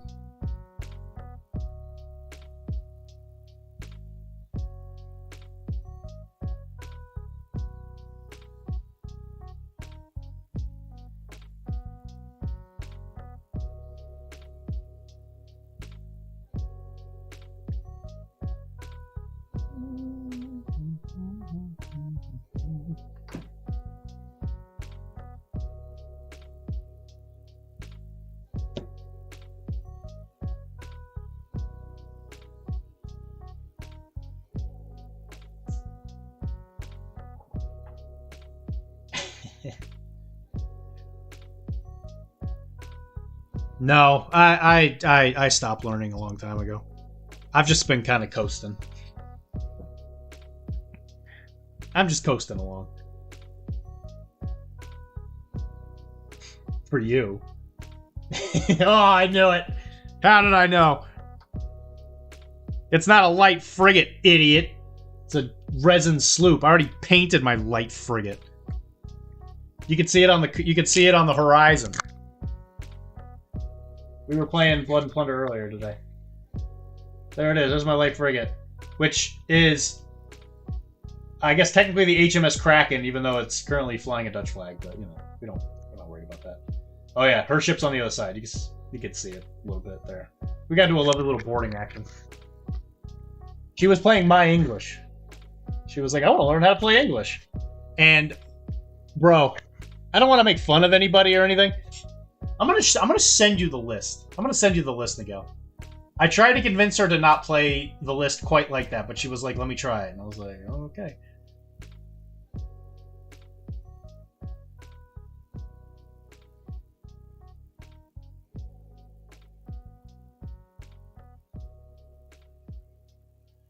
Here, I'm gonna send it to you.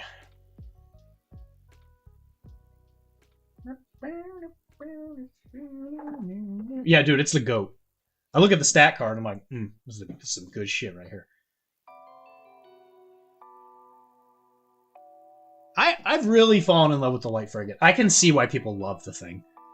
The 5 toughness, especially playing Dutch Navy with Ships of the Horn, where it's heavy built, you're just like, Jesus, this thing is a tank. It's ridiculous how tough that thing is.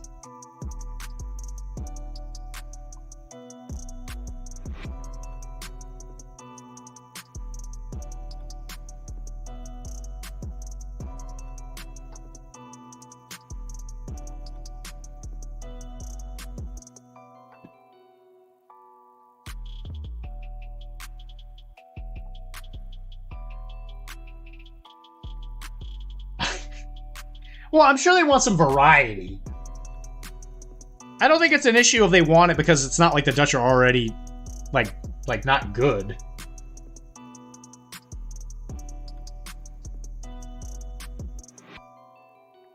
I mean, I'm sure they're just looking for, I don't know, just something new to try. I don't know what they can really release in a Jamaica book because the Dutch weren't really necessarily involved in Jamaica all that much. Like, I know that for the most part, the reason that people even wanted to start fucking with the Spanish in the Spanish Main was because of the Dutch. Because they went down there and they're like, ooh, look at all this money laying around. And then England was like, ooh. And then France was just kind of there. I think France might have actually just been trying to colonize. They're like, we're so far behind. Tortuga means turtle. What did you say? Okay, there you go. I allowed it. All their variety is off committing the Spice Islands. Yeah, exactly. Yeah, exactly. Or doing what they did in like fucking Brazil.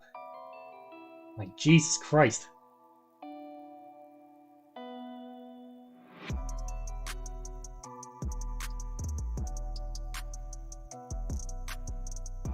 Or Aruba. Like, they lost and took Aruba, like... like, how many times?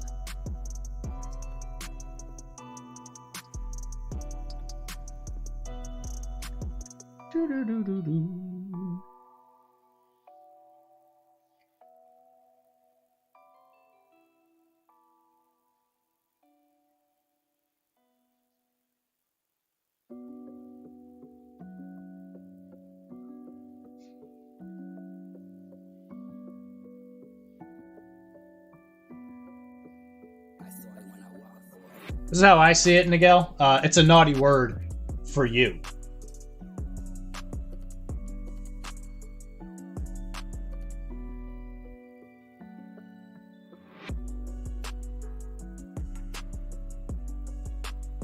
By the way, I sent you that list.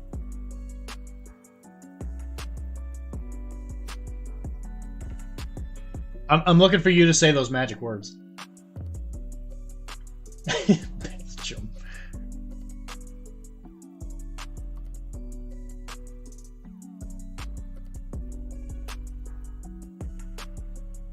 So I have been playing some Europa Universalis 5.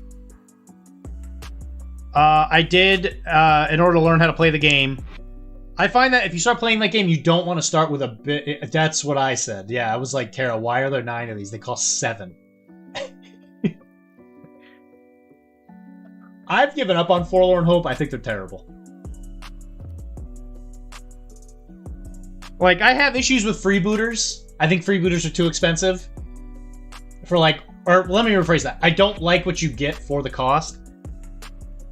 Forlorn Hope are legitimately not good. If I'm paying 7 points for a model that's not even veteran, we got a problem.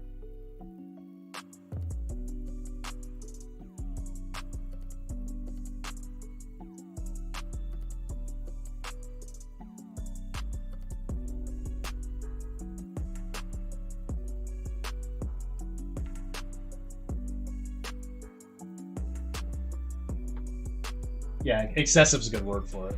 I was like, Kara, you may not want to do that. And fight 6? Like their stats? 6, 6, 6, 7?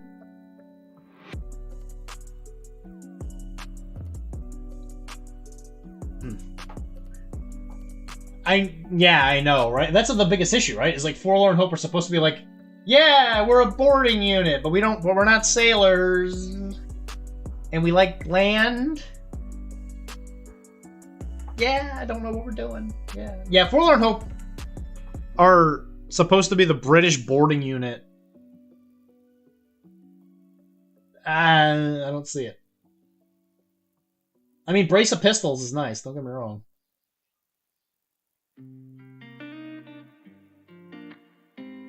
Now, it's obviously a unit that is specifically for like 17th century, right? So it's like you can't really compare it to an able seaman because they're not in the same list. I don't think there are any lists that have both of them in it. Because Forlorn Hope, I think, is like one of the rarest units in the game. Because it's only like it's in English Buccaneers, I think maybe Brethren of the Coast, maybe. And I think it's like in one more thing. It's not in a lot of stuff. That's not including the French version that is the same unit, of course, but from what I understand is also not in a lot of lists.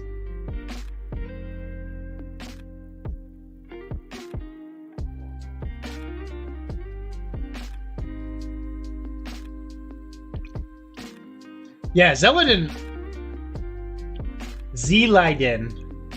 Very happy. Or Interploak. Yeah, Interploak are just, like, so much better. And they're cheaper. That's what I understand. They're cheaper veterans, better stats. And they're less. Like, you look at Forlorn Hope and you're like, why do they cost 7?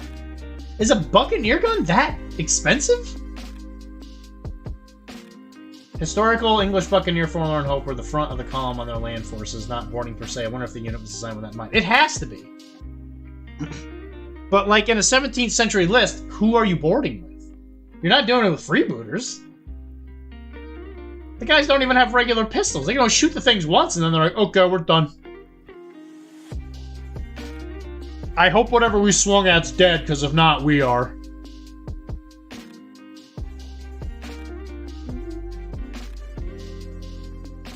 Like, I guess you're just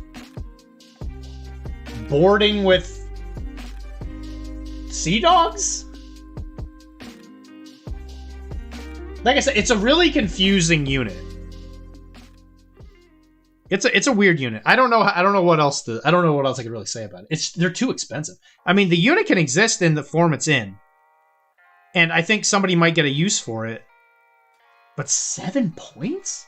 7 points is brutal.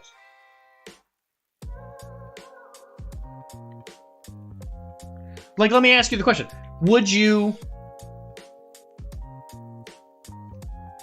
Oh, yeah, so me and Kara have this thing where she never remembers any of the rules. So I told her, just buy a bad commander. I'm thinking she's gonna pick, like, the 10-point... I was thinking she was gonna pick the 10-cost generic commander. You know? Where it's like, oh yeah, I gave him Inspiring! Yay! Hooray! And then she would never remember Inspiring, but she gets the 2 command points, right?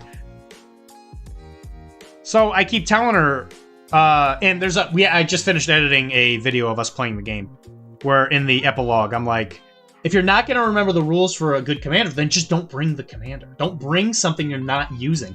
Like, it's better to bring a commander that gives you no special rules. Like, if you just bring the free one at 250 points. It's better to just bring the free commander if you're not going to remember anything.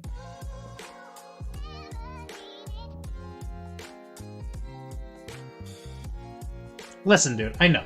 I understand.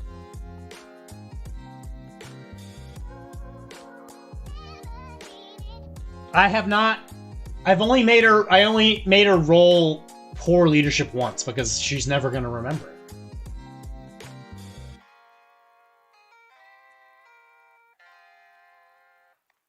So, like, when we play games, the only times I ever bring up a rule that might be negative towards her is if she asks. I just kind of let her do whatever she wants.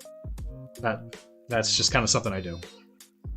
Because if she's having fun, then whatever. It's not like it's not like a friggin' ego trip for me or whatever. She's having fun, I'm having fun. She loves Port Royal. So she wants the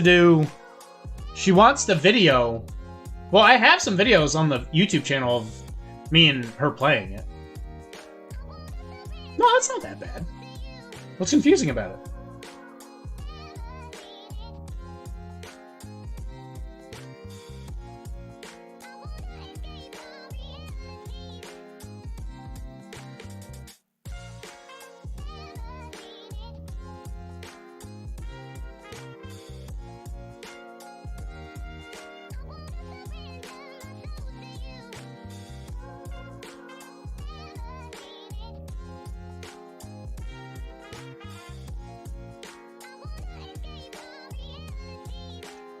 Well, it's a Mordheim clone, obviously. Mordheim is like the most clunky, godforsaken game ever.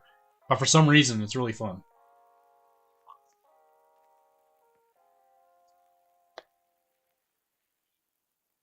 At least you don't have to worry about, like, magic rules and stuff like that. Or, like, falling off your horse and all that stuff.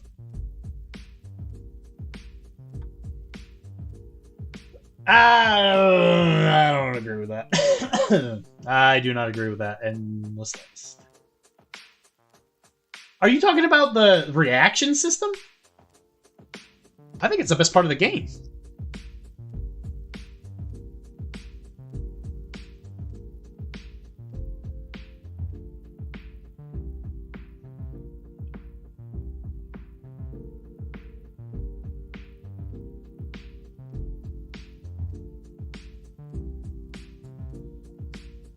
Quite honestly, I wish Infinity would take some notes from it, because I really... I think it'd be more exciting if the ARO was not reliable. The game would take like forever, but reaction system, advancement system, scenario rules. The initiative system, I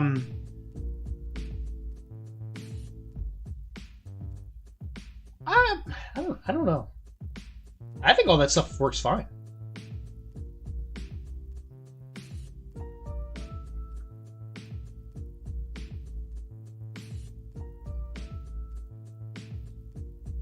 I'm usually the first person to call out like bad game mechanics. I do think that there is one part of the game I'm not like a huge fan. What is the part? Every time we play it, I'm just like, ugh. Oh, I think the rulebook is laid out really badly. There's definitely some stuff where you're just like, where the hell is this rule? Nowhere in the book does it really describe how many reload tokens there are that you need when you shoot a gun. So you automatically... I, for the longest time, automatically was just like, oh, it's 2 reloads. No, it's only 1 reload in that game. So if you shoot a pistol or you shoot your gun or whatever, it's only 1 reload. It does not say that anywhere in the book. Here's your chance to be the second person to point stuff out. I think the game is fine. Well, it's not... I think it's not as elegant, or as caca, as you put it. It's because it's not meant to be a game you play at like a tournament. It's a game made for goofy. It's supposed to be goofy.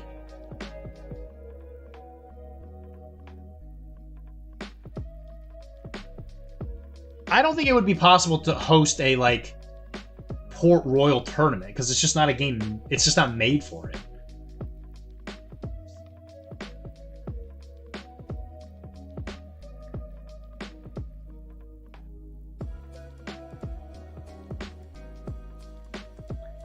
I don't know. We usually are pretty on it with each other. I have to tend to agree with you, but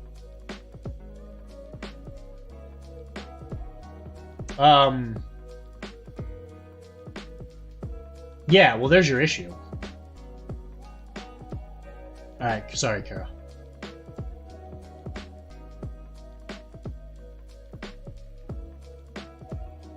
Yeah, that game's not made to be like an Infinity. Well, that's what I like about it. I love uncertainty. That's one of my favorite things.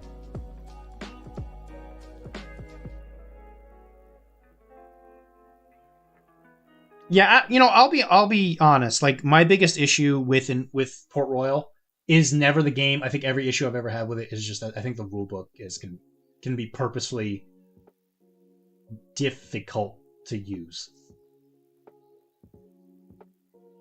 There are certain things that I think should be in different... Twitch hates me for being a fan on the same IP. Yeah, maybe. Well, Kara, they're asking if you like Port Royal. I say they. Nigel is.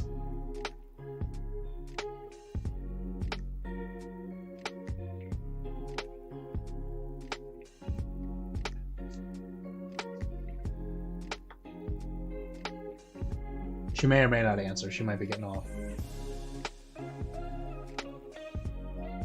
That I don't doubt. Yeah, I mean... The Port Royal book does have an index, I'm pretty sure.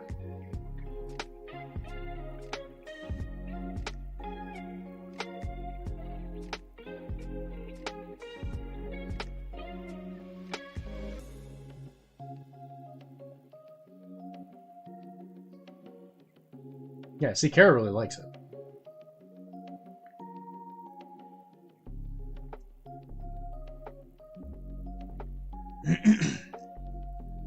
And you say, I think that's where a big difference for me works, is like, if paper, craft, makeup, terrain, done for tonight, I'm headed out, paint well. It was good hanging out with you along. You'll probably see oak and iron stuff in the future. At least, I don't know if I'd paint it on stream, because it's mostly just brown, but... Thanks for finally coming. I'm pretty sure you've been here once before, though, I think. PR is totally my Portal, the best gaming system ever, right? Yeah, the way I see it is... like, if they had come out... Yeah, I was gonna say, I'm pretty sure you've been here at least once before. Well, thank you very much for hanging out with us, sir. I'm sure I'll see you in the Discord. Top, yeah, I get that. Well, I don't get that, but I do understand.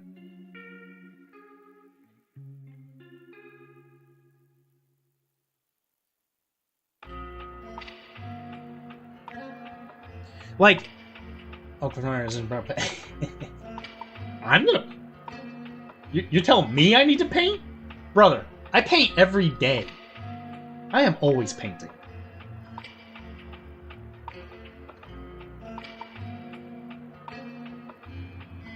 Listen, whenever I go to events, people heckle me for not having painted armies. And I'm sitting here thinking like, dude, it's not because I ain't painting. I'm just not painting this.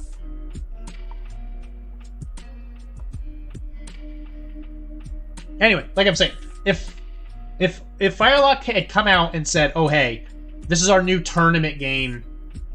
I mean, trust me. Have you seen any of my boats?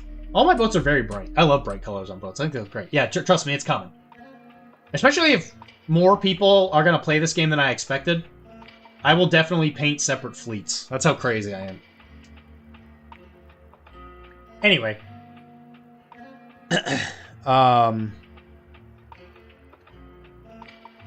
Yeah, if Firelock had come out and said, like, hey, this is our new game for, like, event, you know, this is, like, our new tournament game, blah, blah, blah, whatever. Then I'd be like, okay, we have problems, because this game is not made to do that. So, like, in my opinion, the way I see Port Royal is that the game is legitimately perfect, but it has to be the kind of game that you want to play. It's a game for babies. And sign me up, because I'm looking for baby food, if that's the case. Yeah, we do definitely have a bit of a fleet going on. No, I'm talking about Oak and... They're trying to get me into Oak and Iron, Kara. Firelock's tiny ship game.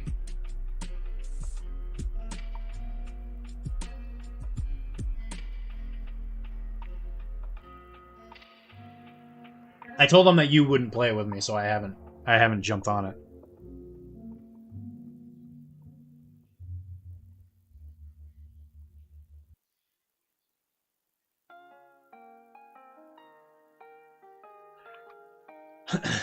Jay and Wilmar would like to play it. The starter is also half of what I thought it was. I'm saying that Port Royal is a baby game.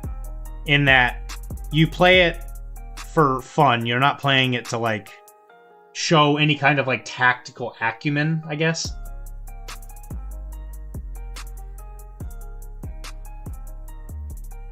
It's a lot harder to have a, like, tactical acumen when you can't rely on something. Like, your tacticalness is it's appraised by essentially how well you can think on your feet.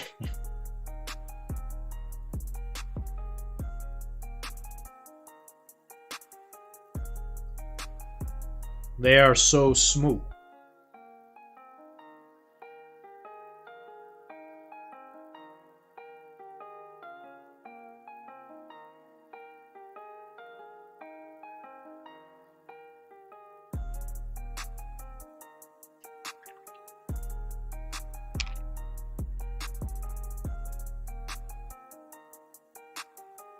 No, Kara, to me, that's what makes it a baby game. By the way, me saying it's a baby game doesn't mean it's bad. I'm just saying it's a game made for enjoyment with the tacticalness of it is a second thought. You laughed. That made my day, Bob. I with you, Kara. I have trouble caring about ships at that abstract scale. Yeah, I agree. It's not my favorite. Like, I think Blood and Plunder blows my mind.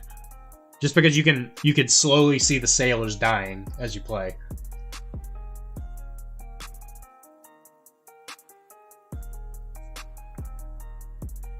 Like, you just can't get that with other boat games. It's like, you know, in like Starship Armada or Battlefleet Gothic, like each ship, even the small ones, have like 2 billion people on them, and then you're like, I do a boarding action where you send over like, you know, like how many guys are boarding? Like, are we talking about like millions of people all shooting each other at the same time, or is it like 5 Terminators? Well, that's maybe because you're good at this game. What do you want me to say? Is that what you wanted me to say? That I'm a baby gamer?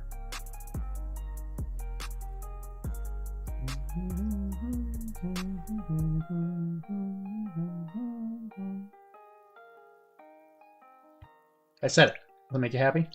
No, but I did like it. No, but I did like it.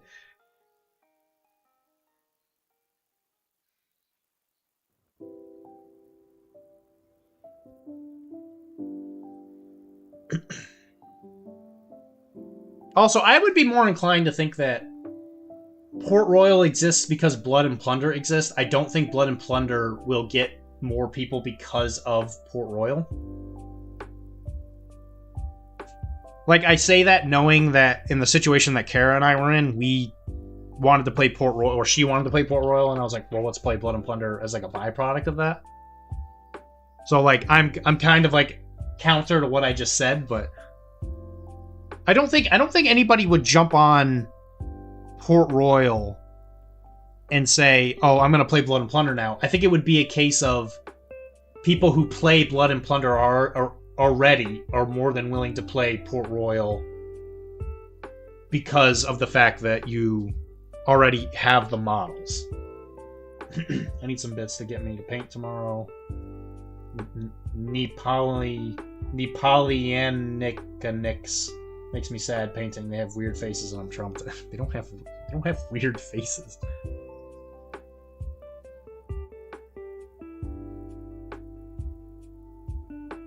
Yeah, I'm curious to see how Brigands goes. I am. I don't think I'm gonna jump on it. Let me rephrase that. If Kara wants to play it, I'll play anything, right? I'll do whatever. But that is not a game that I think I would jump on willingly.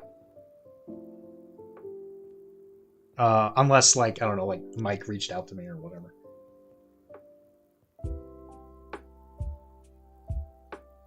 Blood and Bayonets is very fun. But Blood and Bayonets is the most enjoyable Napoleonic games I've ever played. They're not. She doesn't want to paint British because they all have sideburns, and I'm like, it's hair. She's like, no, their ears are weird. I'm like, no, it's still just sideburns.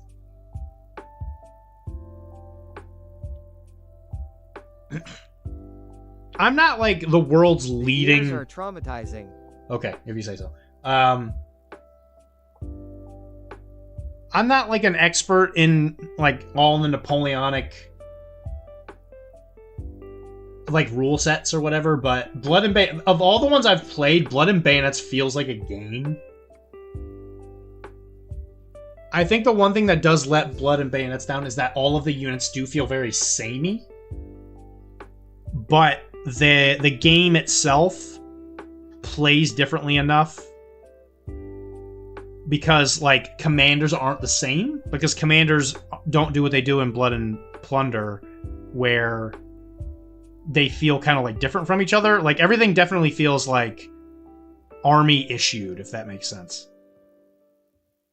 Like, it definitely feels like, oh, hey, there's a commander who took some boys out and they went out for a fight, as opposed to, oh, Captain James whatever took his roving band of miscreants and they all listen to, like, what he says. It's like... I'm cracking up down here. You're so cute, Dr. D. Thanks, thank you. Yeah, I imagine Valor's a lot like that too. It's just because it is like, you know, it's like World War I. At that point, it's like you don't have like a roving band of assholes. You're just like, oh yeah, you know, we all kind of went to basic training. We all shoot kind of like the same rifles.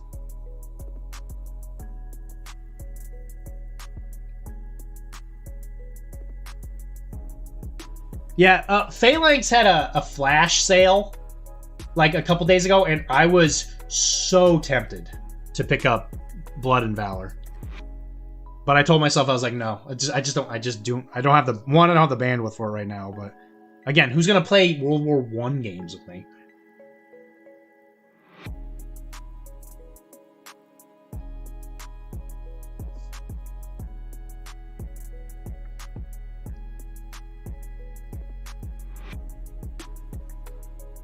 Well, for most people, maybe, but like it's not a case of the game causing bandwidth issues. It's a case of getting it painted.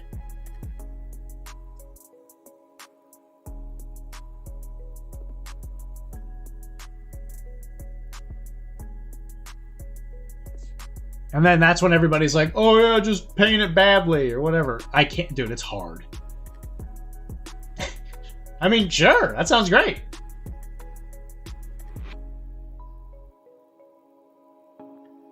Again, you need to understand like where I'm coming from. It's not me saying I'm not going to buy it. I'm just not going to buy it right now.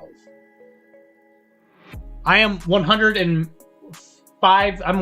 million% going to be doing Lawrence of Arabia. There's definitely going to be a Lawrence of Arabia British / Arab tribe army.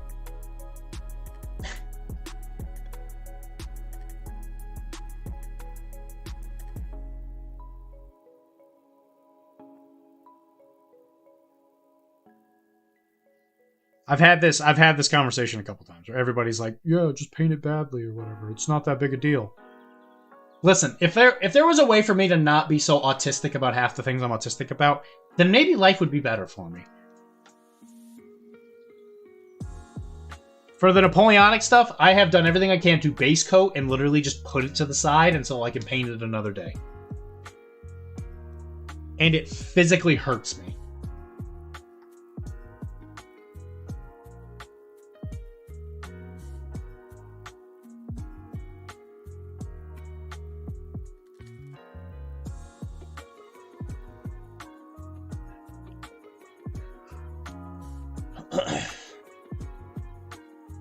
Yeah, I know. That's one of the reasons I was so excited when you said you played Ottomans. I was like, oh, shit, this is cool.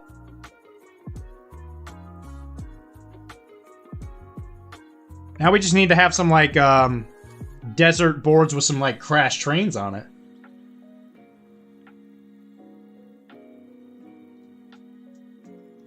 Or villages of Arab tribesmen that the Ottomans murdered.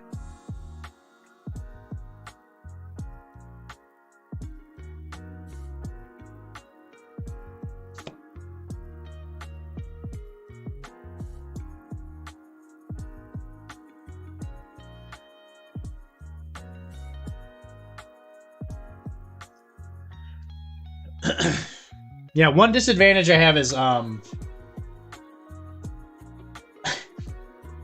painting high volume, low quality stuff is my job. Do you want to paint my stuff then? Yeah, Galapoli. I have a cigar battle mats, big desert-y looking thing. So I guess I could play that locally.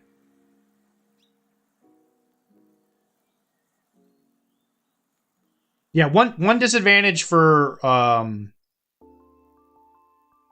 and Valor is I don't have the book. So like I don't know how army building looks. Like I don't know how many models I'm gonna need.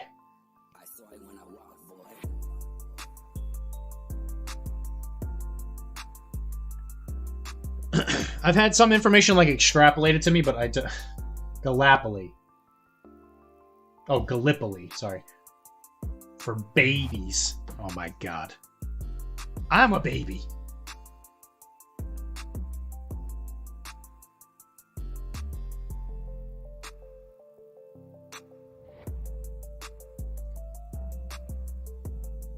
You'll like it.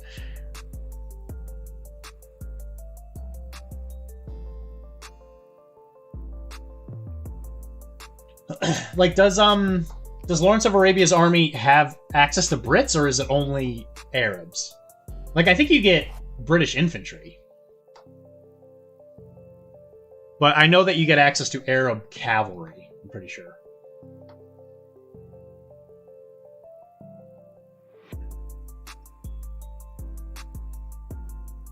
Because, like, from what I understand, they didn't really... They didn't really, like, send a lot of Brits with Lawrence, if I remember correctly. He was more of, like, an advisor. What do you mean by they're very good? Like, British?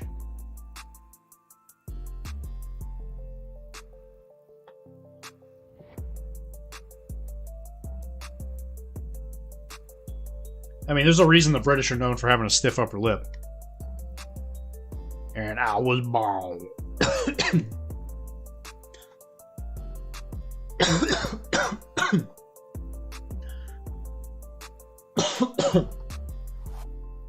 Born with a stiff upper lip. I get clear on the highway. That was an AC/DC. Especially when it hurt my throat there. British infantry, Arab cavalry, and Australian light cavalry. See, that just sounds like a blast.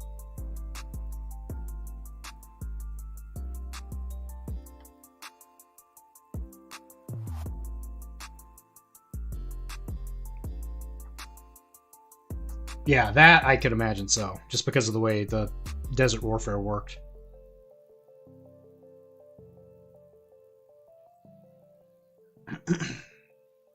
I get down on the highway.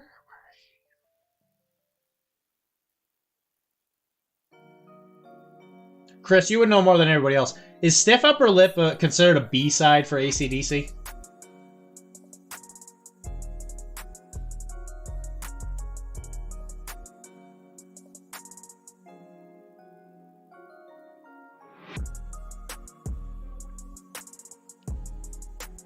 I think it would be.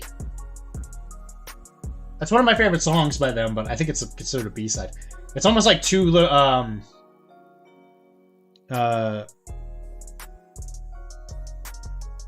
one with Rosie. What the hell is the name of that song?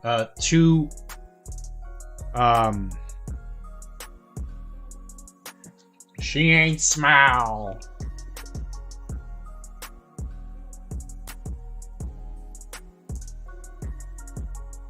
Is it just called Rosie? Whole Lot of Rosie, right? Whole Lot of Rosie? Yeah, Whole Lot of Rosie. Yeah.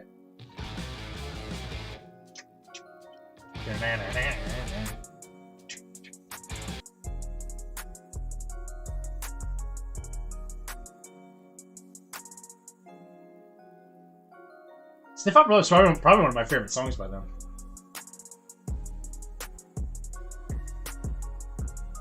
Alright, everybody, paint break. I know everybody cares about this near as much as me.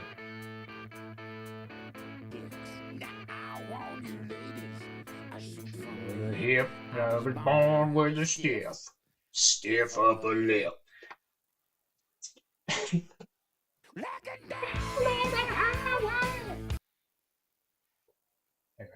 my dad, a little bit of an AC/DC fan.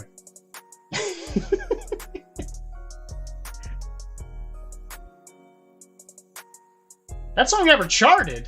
It's terrible. British Near East Army is a lot of lists. Well, that's good. Well, I imagine they wanted to be encompassing because they weren't going to make more than one.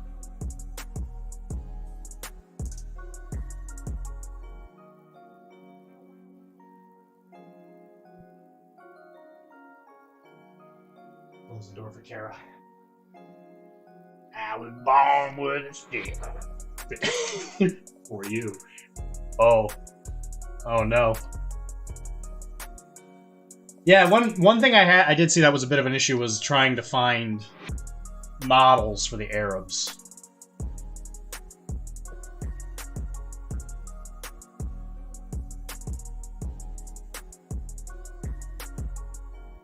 So you can just skip on calls or whatever.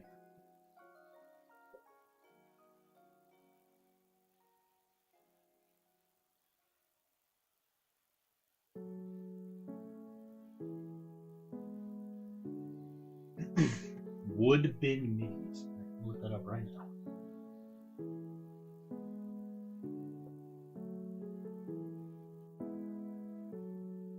Oh, I think I've been here before.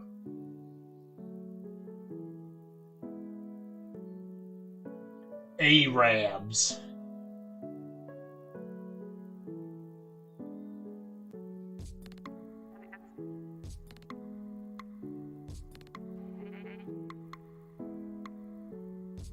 Okay, sweet. Thank you very much.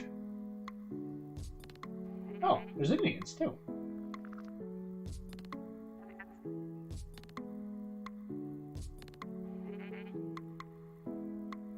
Excellent. I will save that.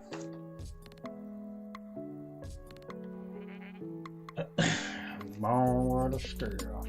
Stuff up in there.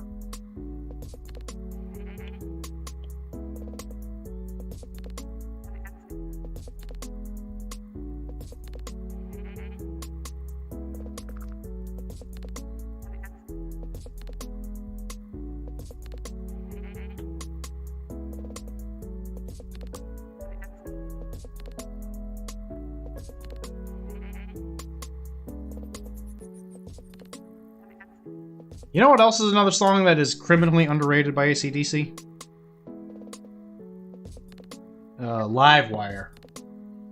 It's another one of those ones where I'm just like, how was Livewire? Did that one chart at all?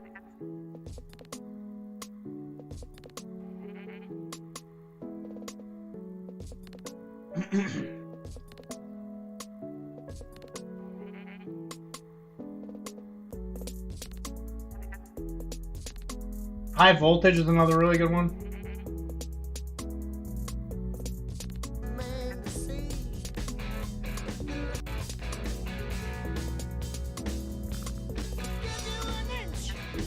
I might be thinking more High Voltage. Well, Livewire's okay. Yeah, Livewire's okay. I might be thinking of High Voltage.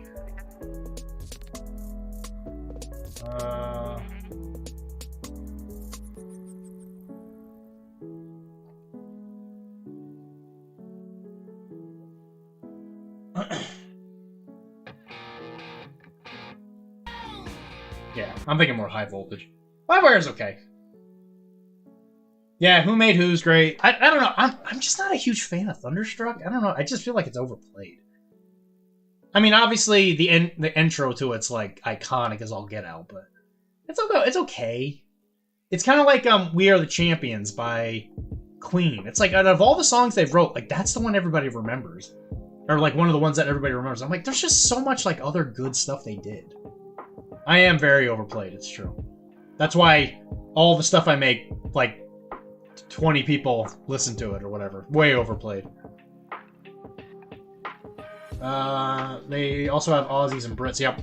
I did see I saw the Anzac. Yeah. That's not too surprising because there were some Germans in the Ottoman thing. Again, they were like kind of like advisory, if I remember right.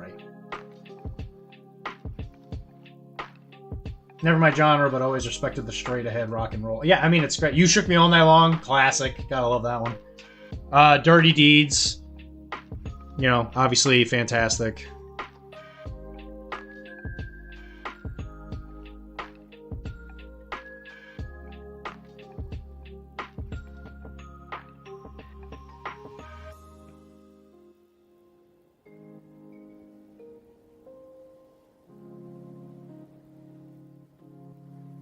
You hear, I doubt Big Balls did great, but that's definitely one that people know about. Yeah, Dirty Deeds is great. You shook me out. That was one of the very first songs I ever did karaoke for. My mom dragged me out to the bar, and I did You Shook Me All Night Long. Highway to Hell, yeah, Back in Black. Again, Back in Black's another one of the ones where I'm kind of like, yeah, I like it, but it's just, I feel like it's overplayed. No, they showed up in small numbers. They brought over heavy siege mortars towards the end of the Gallipoli campaign. What a fuck up.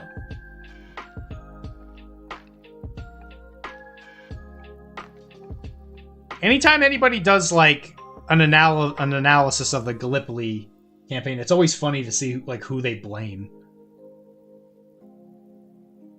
It's like depending on what you watch, it's always like a different thing. It's like after we've examined this thing that's been examined 1,000,000 times, it's all Churchill's fault because he's an asshole. It's like, okay, it wasn't Churchill's fault. I don't think it was Churchill's fault.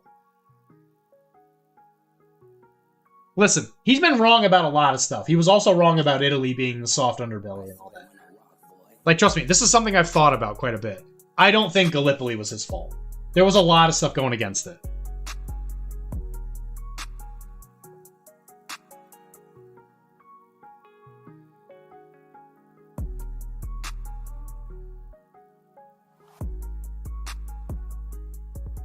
And I'm not like, I mean, sure. They have to fire somebody for it. You can't have like a fuck up that bad and be like, yep, well, I guess we'll just kind of just let that one slide. The guy that was in charge of the fleet is the one that should have been fired.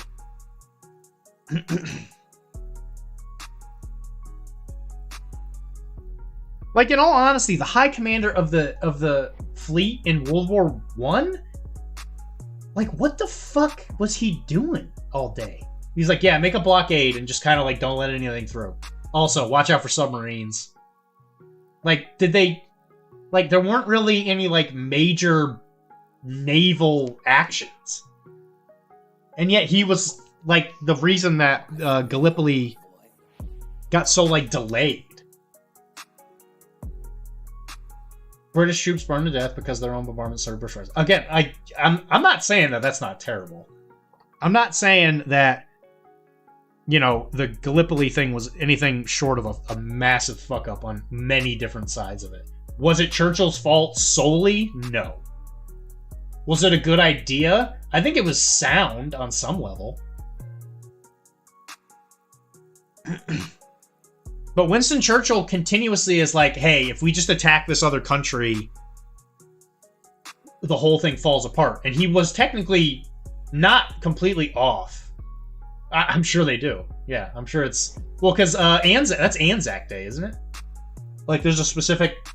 I use the word holiday. Like a remembrance thing in Australia, very specifically about it, because it was like the first... It was like the first thing that the Aussies... It was like the first major Australian military thing, if I remember correctly.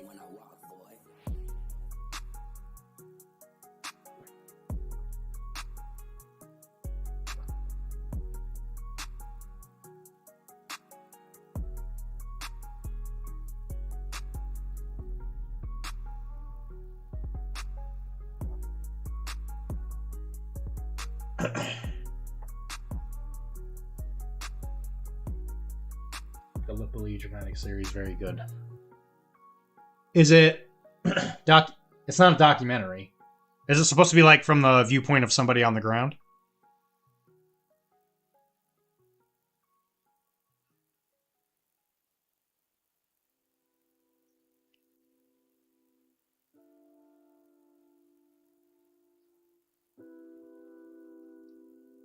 Well, to put it into perspective, again, I don't think Churchill was wrong, because what did the Ottomans do shortly after World War I? They fell apart.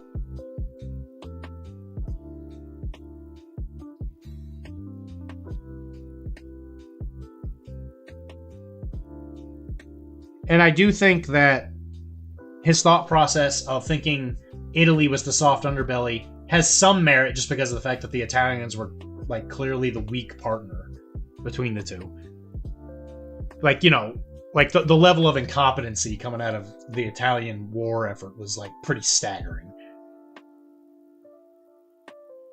Obviously, a lot of it came from up above, you know, just because of the fact that you have a lot of very incompetent commanders. Not to mention that Mussolini was a fat idiot.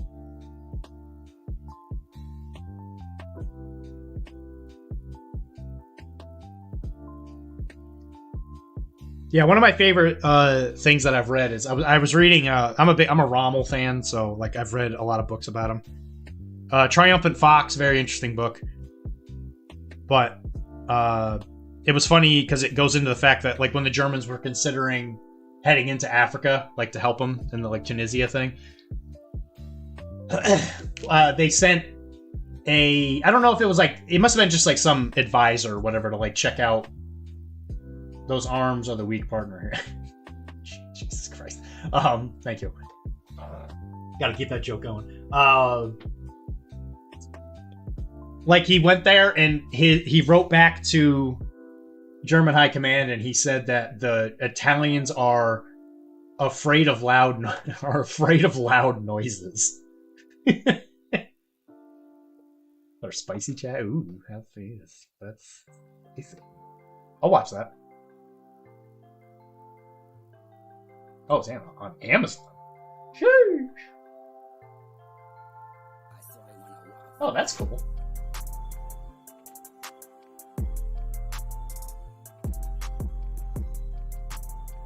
I will watch that. When did this come out? 2015. No, it's not even that old. He said they were truly terrible at work. Yeah, they're awful. They were absolutely terrible. And again, I don't think a lot of it has to do with, like, the Italian on the ground level. It's just, like, Italian high command was just, like, absolutely staggeringly incompetent. And so one of the funny things is, Rommel obviously hated the Italians because he was a part of the Alpine troops. So, like, when the Italians became allies with the democratic nations, for the most part, he said that he fought them in the mountains of the word's totally escaping me, Alps, and he was just like, wow, these guys are pathetic. Yeah, the Italians of today are a far cry from the Romans of yesteryear. Yeah, I know, and they were better in World War One. And again, it was an issue of, like, just general incompetency on the officer level, because even when they did their big offensive through the mountains, they just, like, threw people's lives away. They were like, we want you to take this mountain, climb it, into machine guns, good luck. And we're just gonna throw these lives away. Like, there's a certain level of, like, acceptable attrition, but it was like, are you, like, just trying to kill every young Italian male in all of the Italian peninsula? Because you're doing it. You're doing a great job.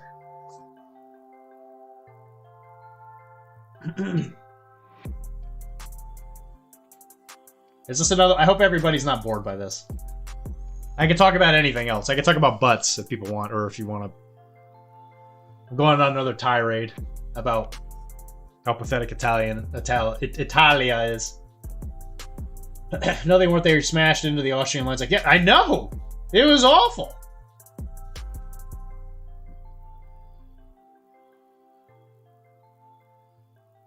Like, I wouldn't doubt for a second that the... I just got back from doing laundry and your mango.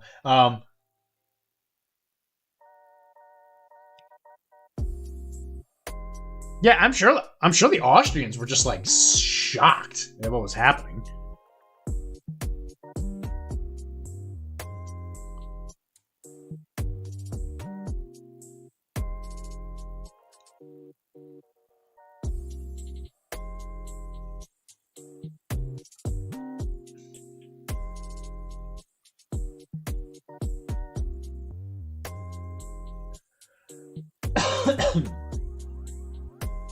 Sophia Loren. I mean, don't get me wrong, Italian women are very attractive.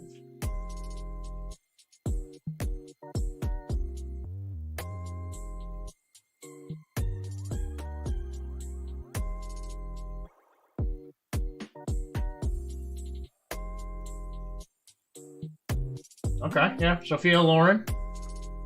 Love it.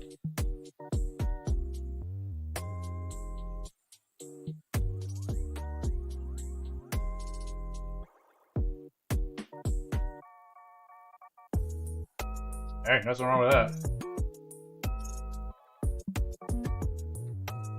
One of the most attractive women, I think, on the entire planet was the girlfriend from Deadpool. I think she's Italian.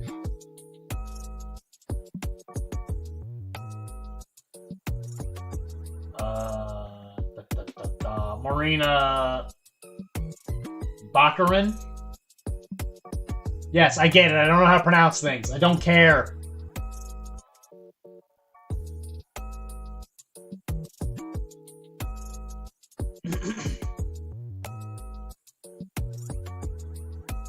Yeah, she was also the prostitute lady from Firefly. Her. That's one of the actresses I see in the real world, and I'm like, yeah. No, I get it. I understand. And then there are others where I'm just like, I don't get it.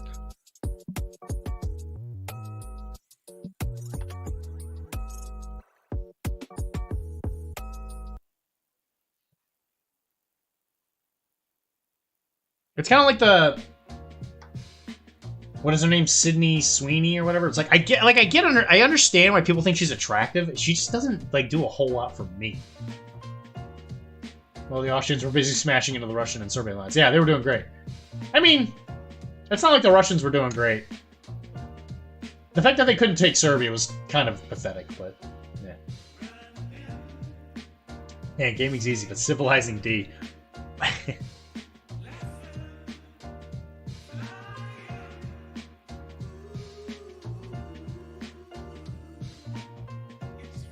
Kate Dennings does it for me. The AT&T girl or whatever her name is does it for me.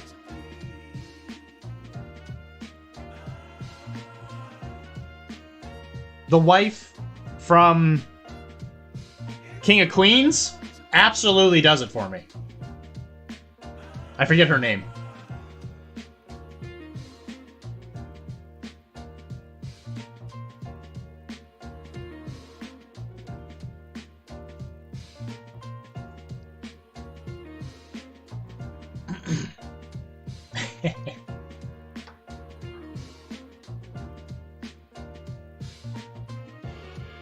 Yeah, she was blessed in one area and not so lucky in the other, right?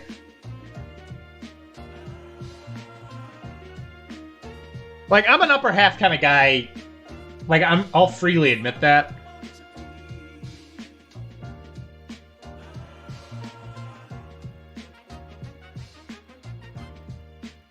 But I have definitely noticed over the years that I much prefer, like, a level of sass. Like, it's not like a look thing.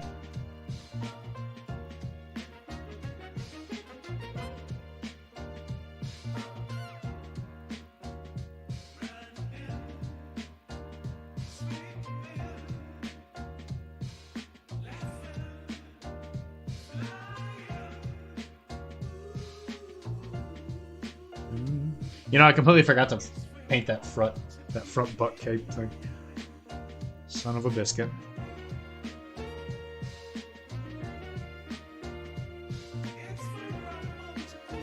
I do love a bit of the Sprechen to sassy, that's for sure. I don't know, there's just like a level of intelligence. Yeah, that is a really good way to put it. She, like, her face, it's not necessarily like a Down syndrome, but she has a very, like... Like, Downs isn't the word, but there's, like, definitely something about, like, the angle of her eyes. She's got, like, the downward thing. I don't know. Again, it just doesn't really do anything for me. Like, her body's obviously great. Don't get me wrong. I would be insane to not say otherwise, but there's just something about her face. I'm just like, Fat, yeah, maybe.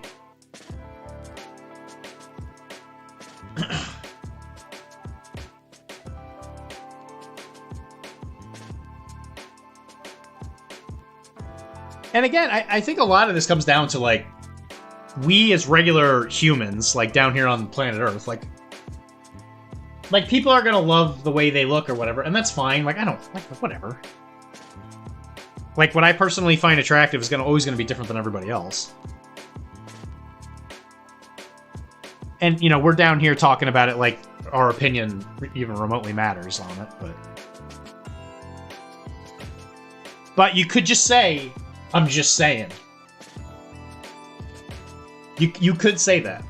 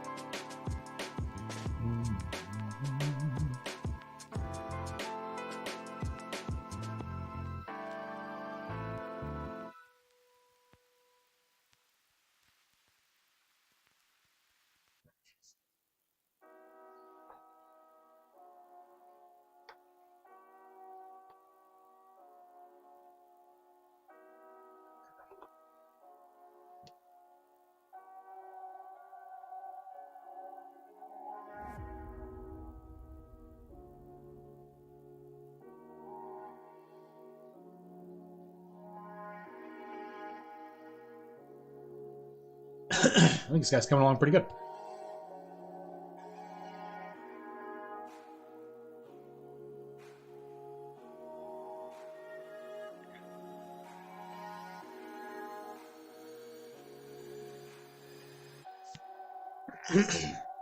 Oh, that's what I totally forgot to do. We were gonna do this.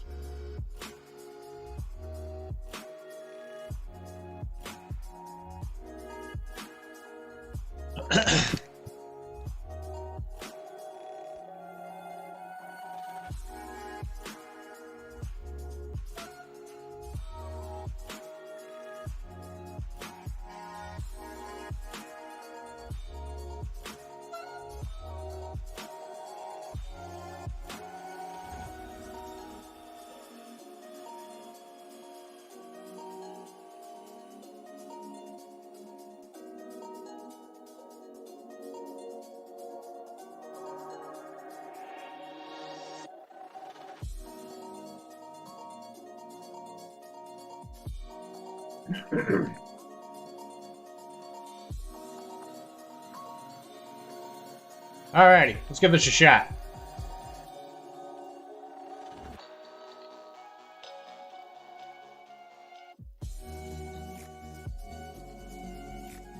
Just so you know, Omar, I can't paint Dutch, because I don't have any more Dutch.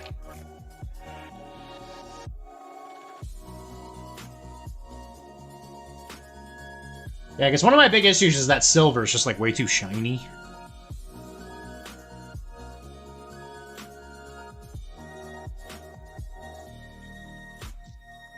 Yeah, that helps.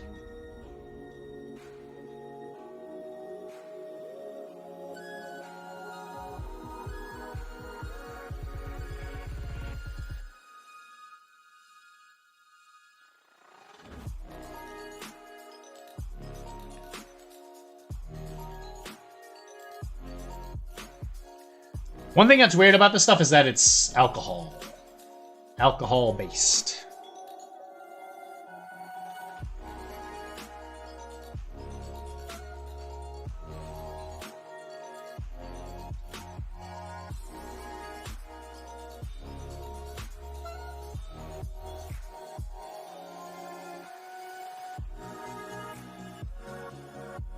Got a bit of a smell.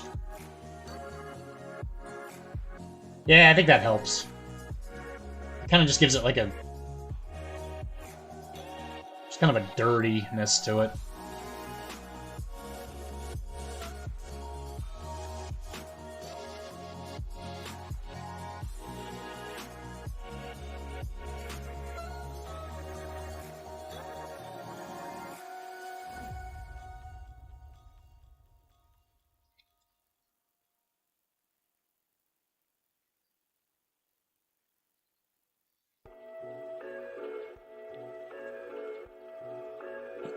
Yeah, that helps.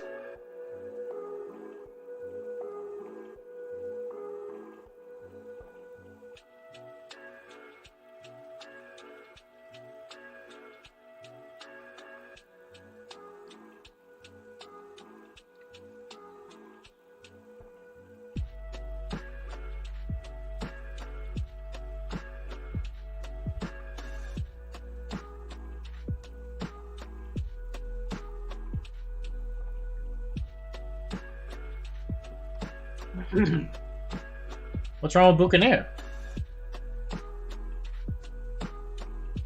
Other than the fact that it costs like 7 million points or whatever, but... You see, that's a unit you pay 8 for, and it kind of feels like you get 8 out of it. It's kind of hard to pay 8 for anything, but I don't think that that's a unit that you feel like you're not getting 8 points out of. Kind of like talking about the Forlorn Hope thing again, you know? It's just like, I don't think there's any... There's no way in hell you ever pay... Oh, specifically the ladies. Oh. How many factions are they even in?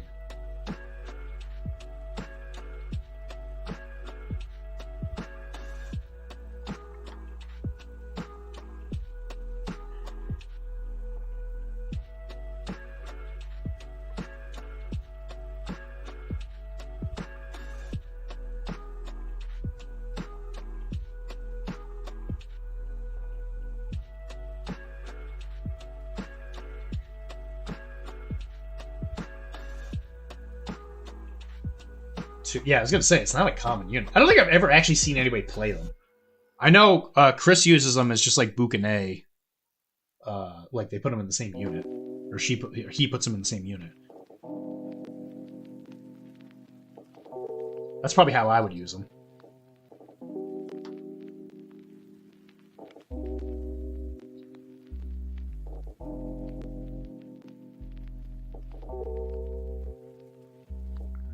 Okay, I think that really helped.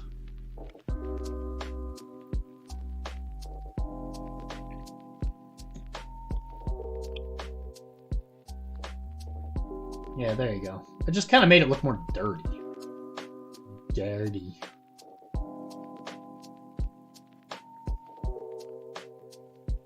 Yeah, I'm down for that. Alright, I'll keep that in mind.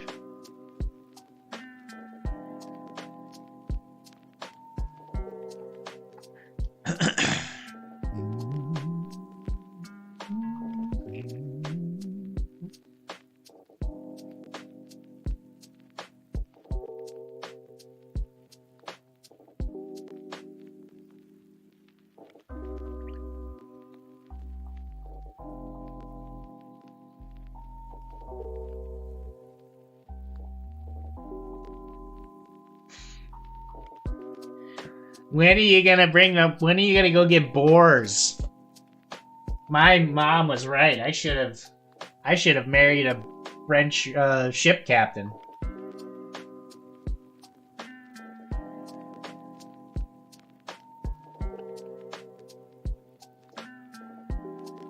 Always with the nagging woman. Damn it.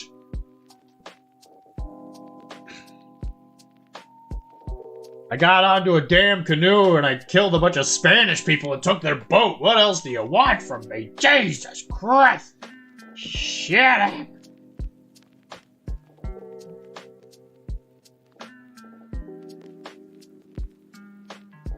Women, you know?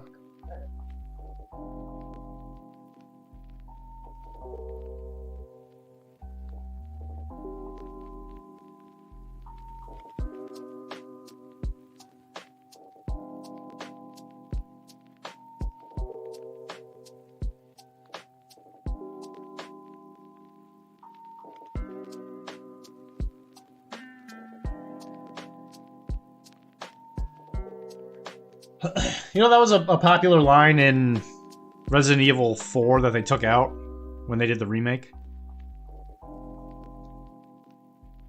Like, Ada runs off when they're taking the boat to the island. And then, you know, one of the, I think he says something along the lines of, like, women. They took that line out.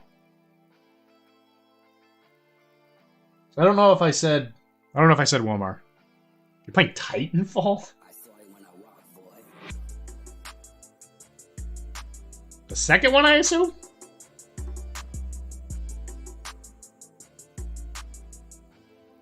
I don't think I said your name.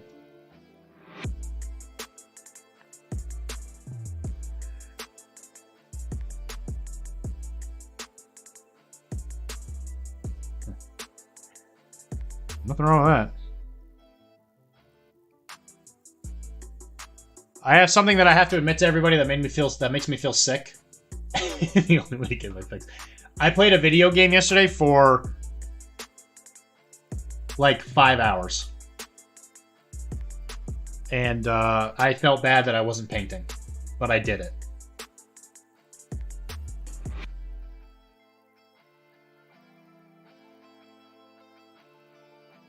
I would like to apologize to everybody. I was playing Europa Universalis and I should have been painting. I'm sorry, guys. I've really let you down.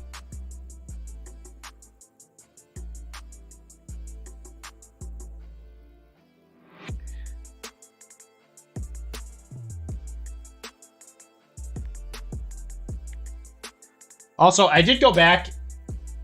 Average playthrough. Oh. Also, I did go back and play Master of Command, that Austrian campaign we were doing. The second boss did beat me. Barely, but it did beat me.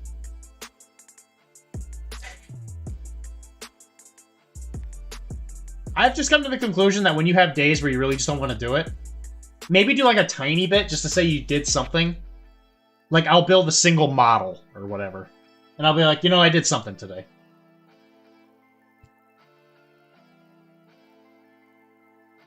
Otherwise, it would tear me apart. I very rarely play video games.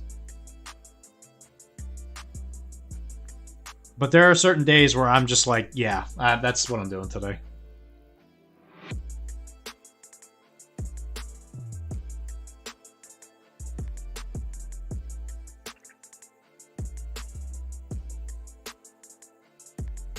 Building Sasha. Who's Sasha?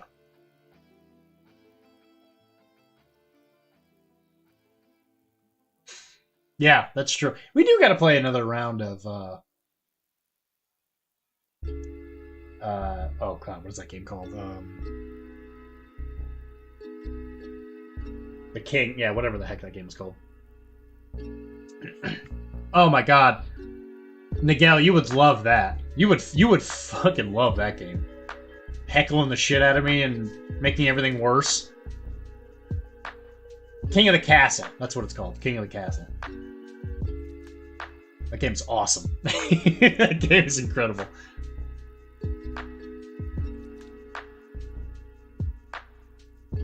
Red Barons, baby!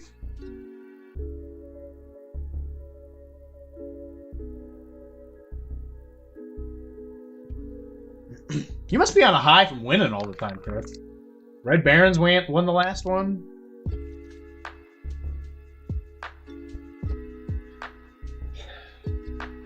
Fury of Dracula. That is a strategy game, right? That one just came out not that long ago.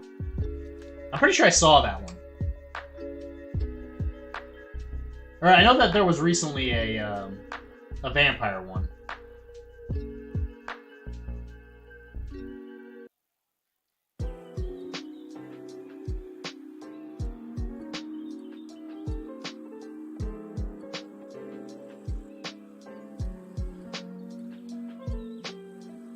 No, okay, this isn't new. That's not the game I was thinking of.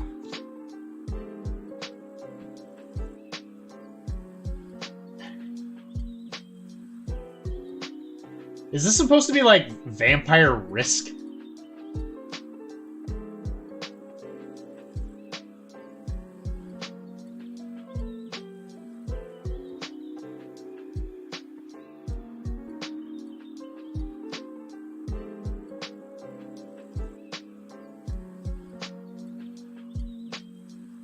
It is on Steam.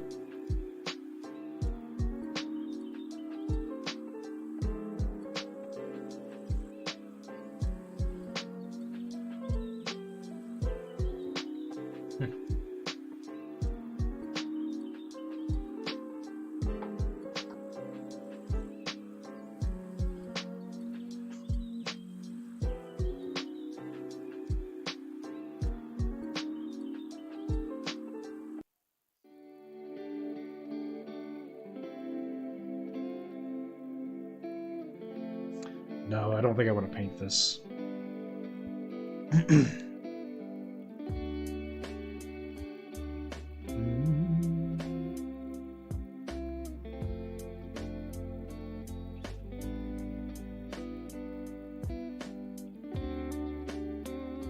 Yeah, I think I learned my lesson painting this yesterday.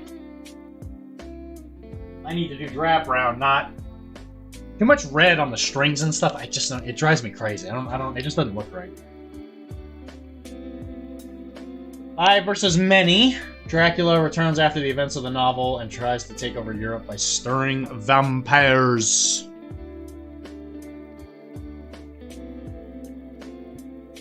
After the course of what book? Like Bram Stoker?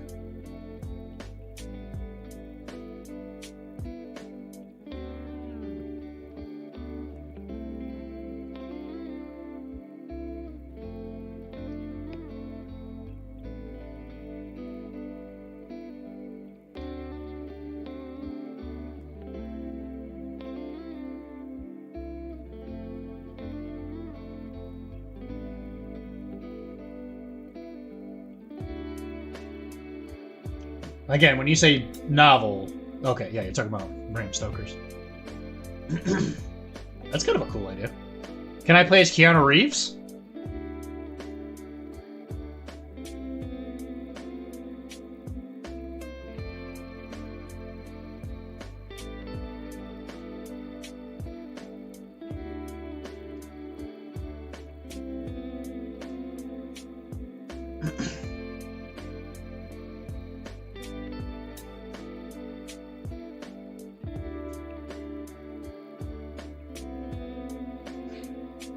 I can play as Gary Oldman. He's a minion. Nice.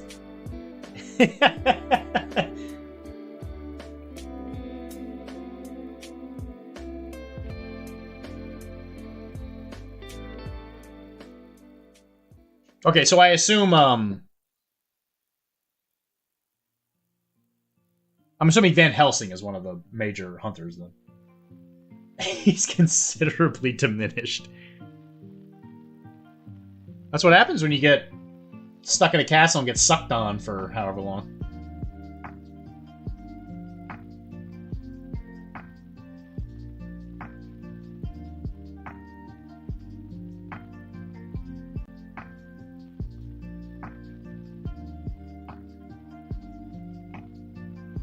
You want to talk about a guy that got a short end of that stick.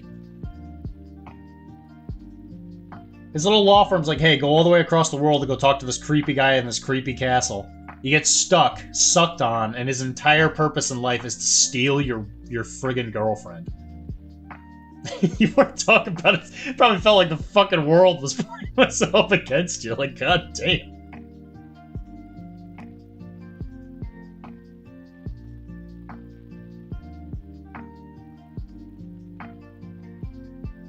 Oh, we talked about it. I remember us talking about this. It's all about tacit consent. Did she have tacit consent to being sucked on by a giant bat monster?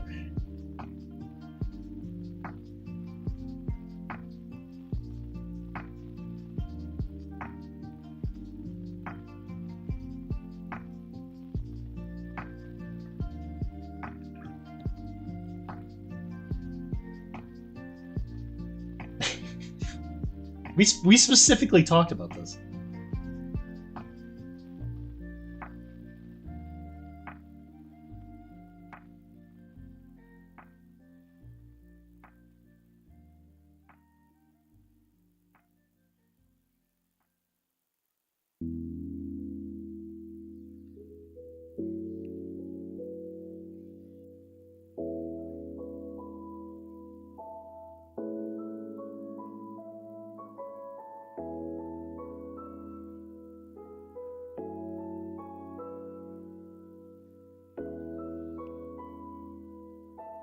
And also, something that should be asked. In the vampire... I guess mythology... I guess it depends on the mythology, right? Because it's like, in order to be given the curse of the vampire, you have to be bitten, and then their blood has to go into yours. But if you're just bitten and fed off of, then you don't, right? Because that's essentially what happened to him.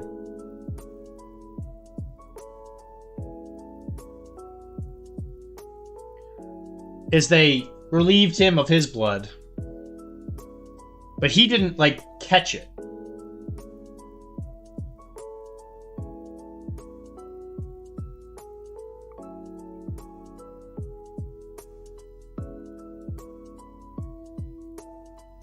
But his fiance did.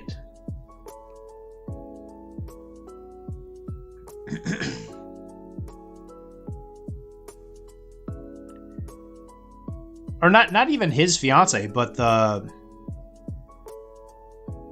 his fiance's friend, the first chick.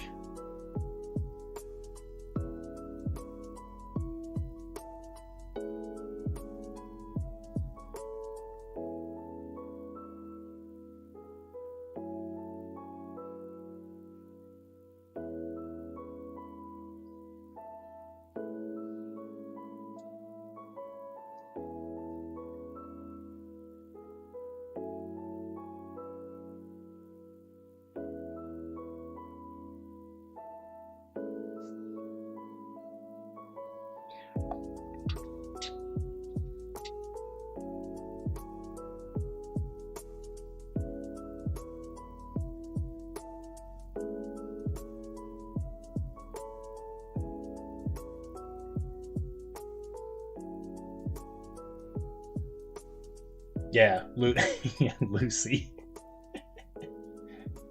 This rebound girl. Well, he did all that with Lucy before he even like chased after the chick he was actually there for. At least according to the movie. From what I understand, the movie's actually pretty accurate to the book. I have not read the book.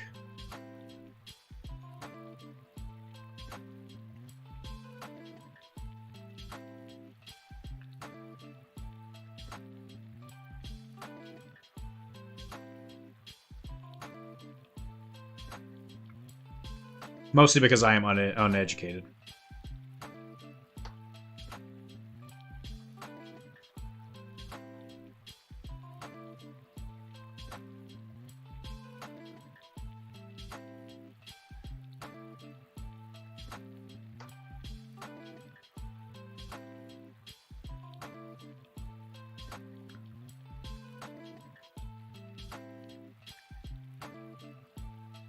Anyway, yeah, but that's ultimately my question.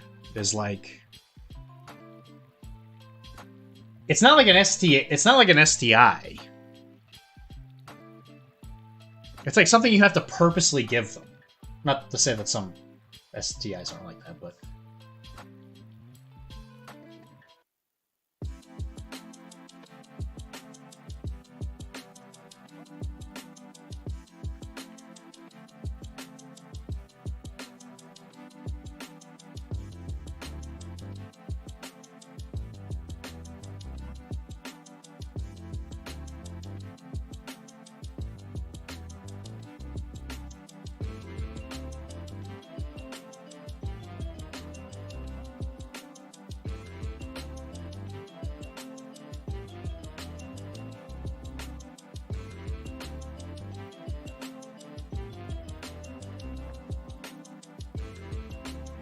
Well, so in Fury of Dracula, one of the ways a hunter can be harmed is by getting bitten by Dracula or his vampiric minions, obviously.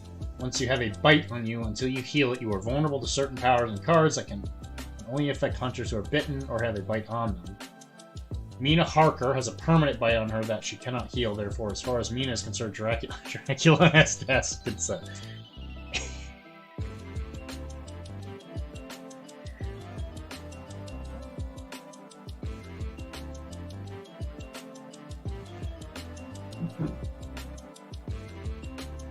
And is Mina considered a hunter?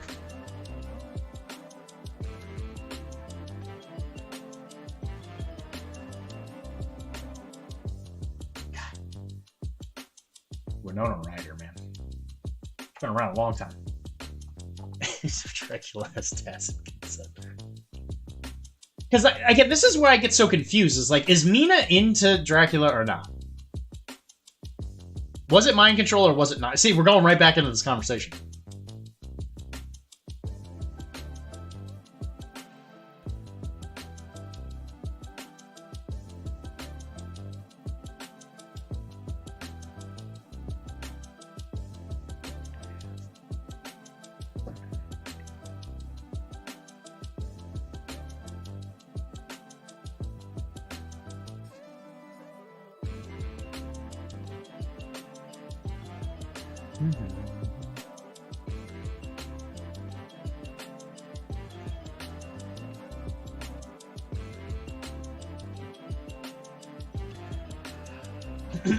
Yeah, she helps you determine if Dracula is in the same region as she is if she searches for him through hypnosis.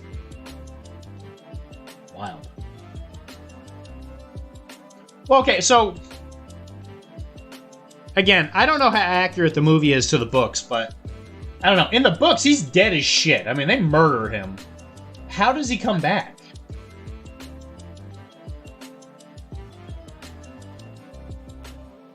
Like, if you were to say something like, oh yeah, in the book, they don't do that. They just kind of, like, hit him in the head really hard with a pipe. Whatever. Jonathan Harker, yeah. As an ally, helps you in finding him by shortening his trail from 6 cards to 3. Okay, so he's kind of like a... He's like a bloodhound.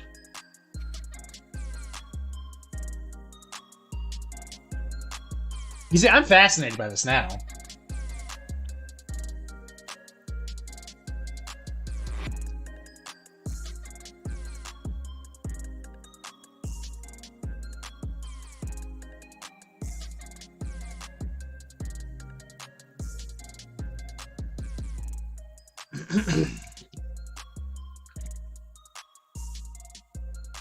Well, he would be permanently bitten as well. Right.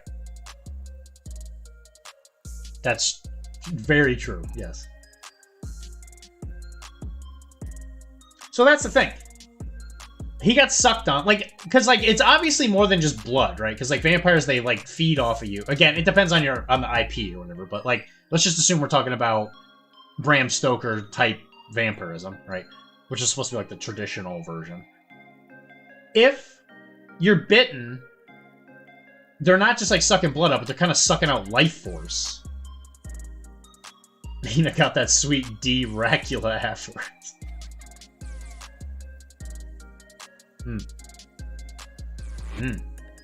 Interesting. Again, the book must be different. Because that doesn't happen in the movie. Like, she doesn't actually get... She doesn't get little D. She only got the big D.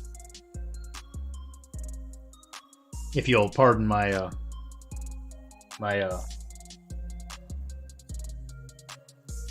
lack of, what word am I for? If you, sorry about my lack of, gentlemanliness in trying to say that.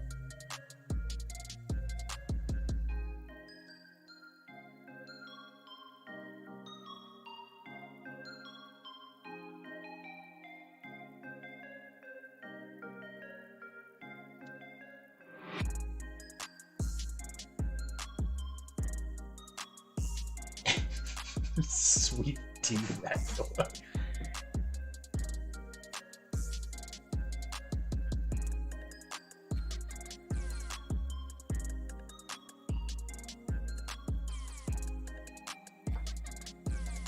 Oh.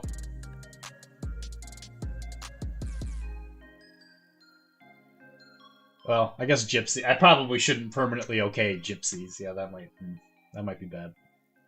Although, how many people are saying gypsies? You're supposed to put what they're called now. They're called, travelers.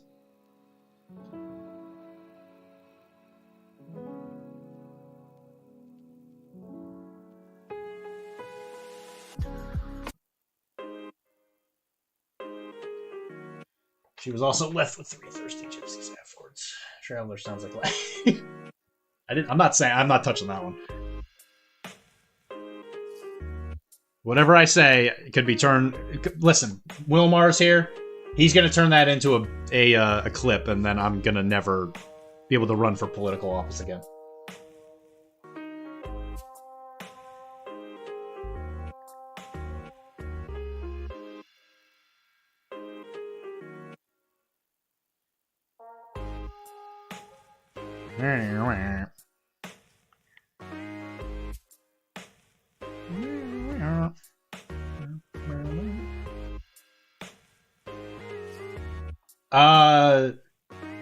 Oh, what did I say? I think I said... You almost got me there.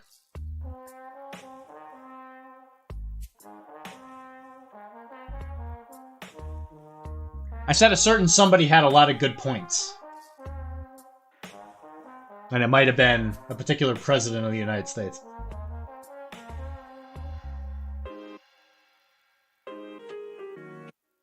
And I almost said it again. You're not gonna get me.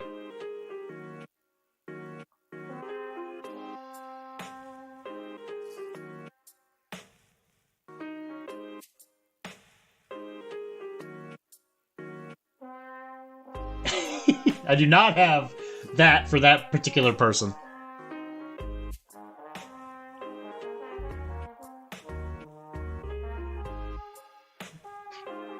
Weird boner.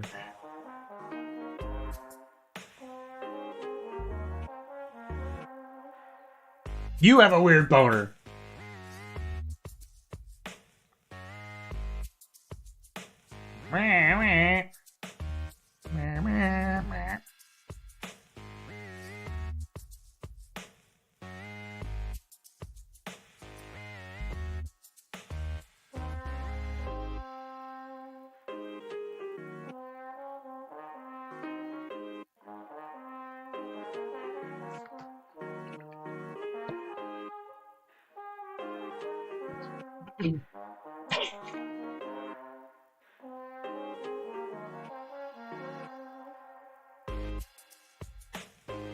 That's how you get the chicks, though.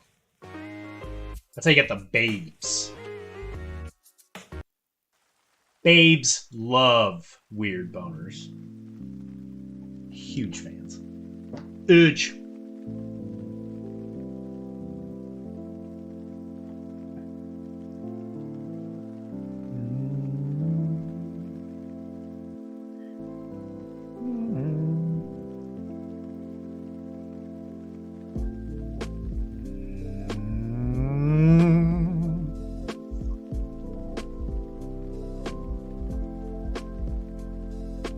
Did he really? I didn't even know that.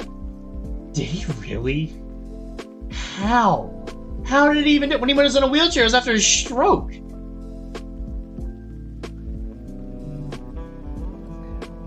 No. There's no way.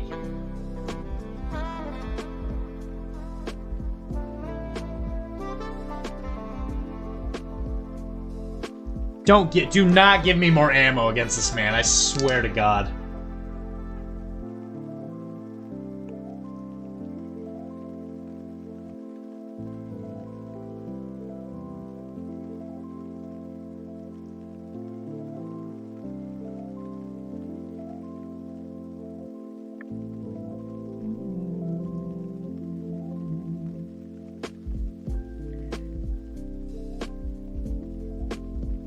Well, if he did it, there's no way he was in office. I don't know, because she's a... I don't know. Like, if you're gonna get married to that man, then Jesus. Yeah, it wouldn't be very hard to find a clip. Once you take it, it gets saved.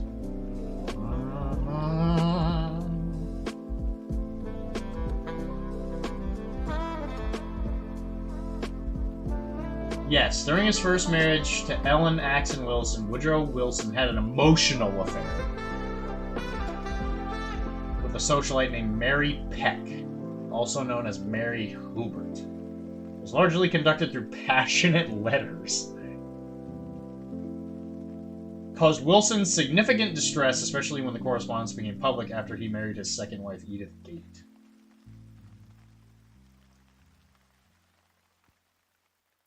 After his death, Mary Peck sold the letters to a biographer. I had no idea. Holy... What a fucking piece of shit. What an actual piece of crap.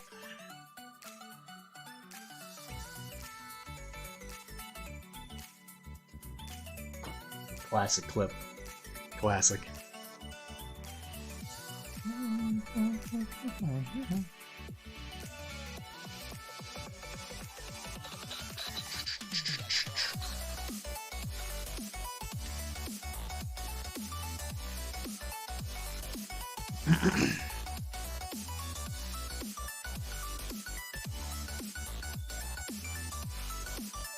For damning evidence. Yeah, definitely. No, he's a piece of crap for a lot of reasons, but that didn't help. He's not even good to the people that are in his life. Whatever. Who? I mean, like Benjamin Franklin? Go get him, man.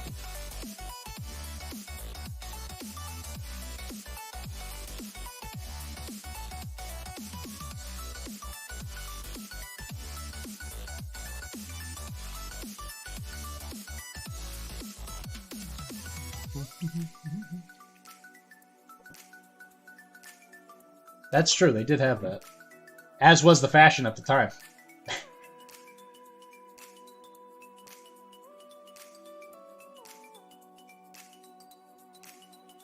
I'm just gonna not touch that topic. You know what? I'll go on record saying I think slavery was bad. And then I'm just gonna leave it there. But as you like to say, they also had some good ideas, yes. Listen, every bad person probably has a good idea at some point in their life that might advance some humanity. Listen. I forget what it was called. I'm going to bring this up so we can escape the slavery topic.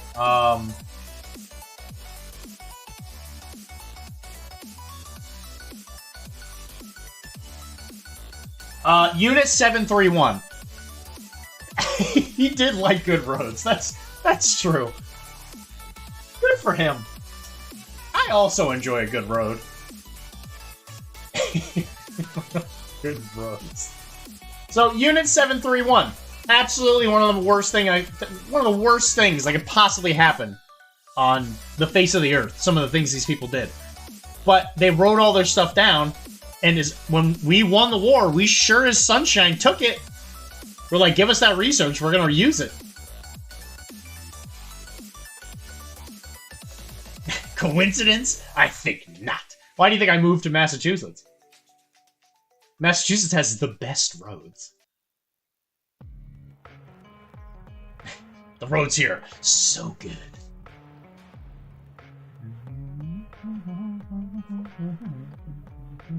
Said nobody ever.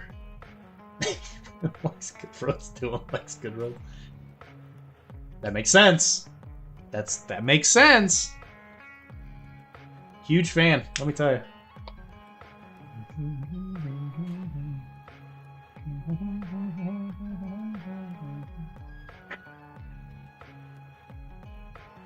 Yeah, anyway, but like Unit 731 was like the Japanese death experiments or whatever in World War II, where they like legitimately murdered some Chinese people. Like pretty god-awful stuff. Like if you're gonna look that stuff up, make sure you're not eating or feel empathic to anybody, because my god, some of the stuff they did was terrible.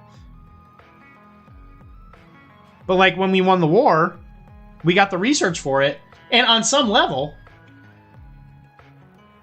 because we're not talking about slavery, the point I'm getting to is that, like, even though that was like one of the worst things that could ever happen, it's like we did learn quite a bit by taking that like research and using it, because like when something like that happens, it's like you don't want to ever like recreate it, but it's like if something happens like that, you might as well learn from it.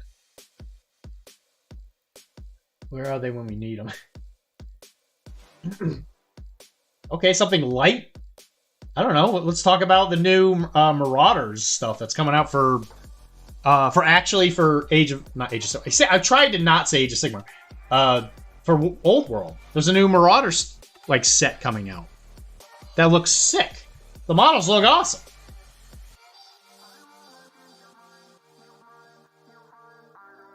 The new Nurgle stuff looks so goddamn cool.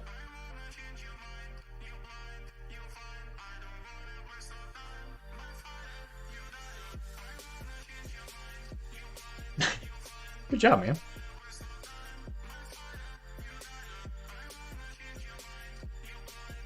That is in itself a monumental task at times.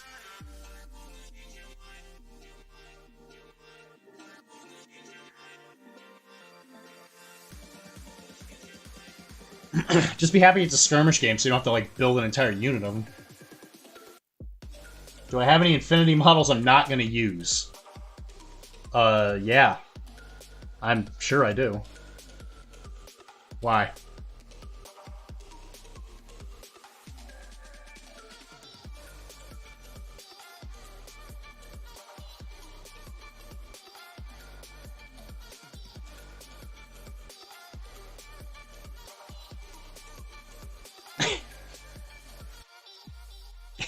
The black market.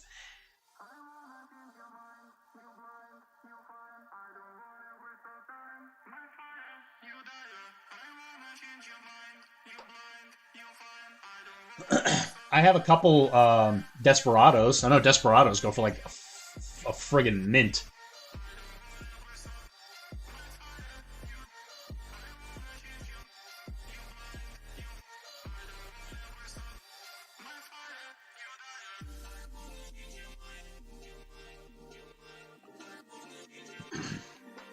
Well, you need to stop. Well, playing French won. I mean, well, that isn't as bad as it used to be because they just got a couple of new sculpts.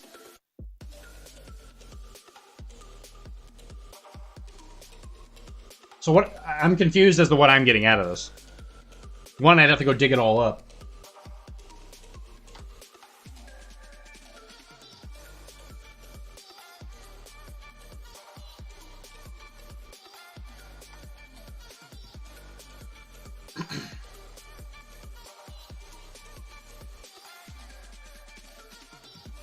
The Santa Fat Yon Yon?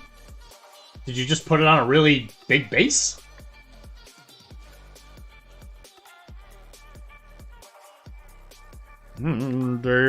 Desperado. What do I want? I want Blood and Plunder stuff is what I want.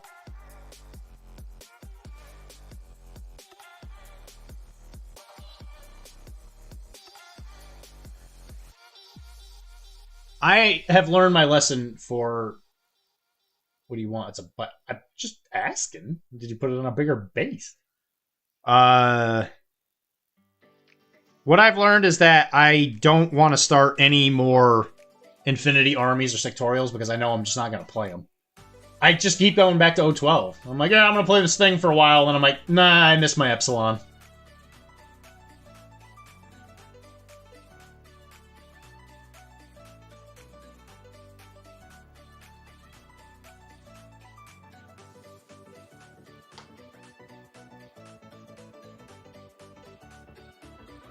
Who, no matter how many times I hit something with a machine gun, they'll pass their stupid armor saves.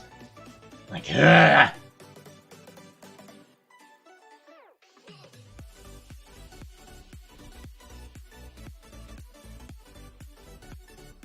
Oh, you're an Armor Zero skirmisher out in the open?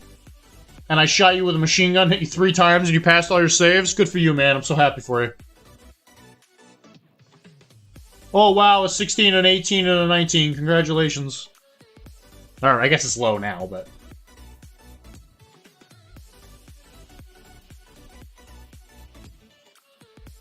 That last Infinity event I went to, the one at Webway, my Epsilon shot an armored turret like 7 times, and that stupid fucking thing wouldn't die.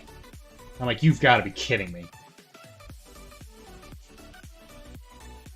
Armor Zero, not in cover. Machine gun. I'm like, you have got to be kidding me.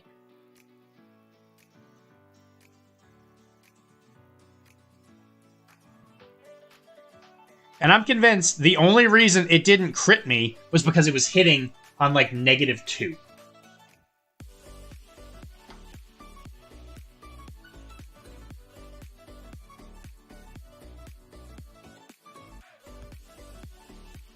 Or -1, whatever it is.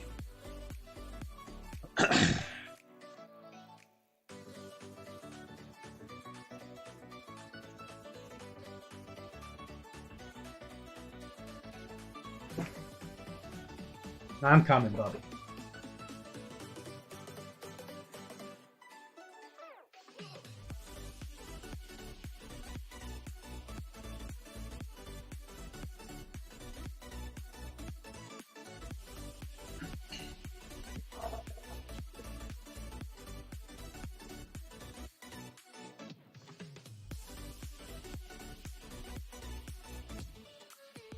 Oh, I didn't know. Oh, I didn't know that was a I didn't know that was a bike model. Oh, I thought the Santa one was him like flying around on a jetpack. Oh, I've never seen that model before.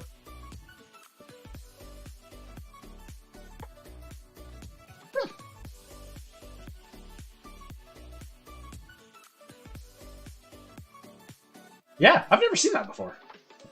Cool. Yeah, that makes a great Desperado.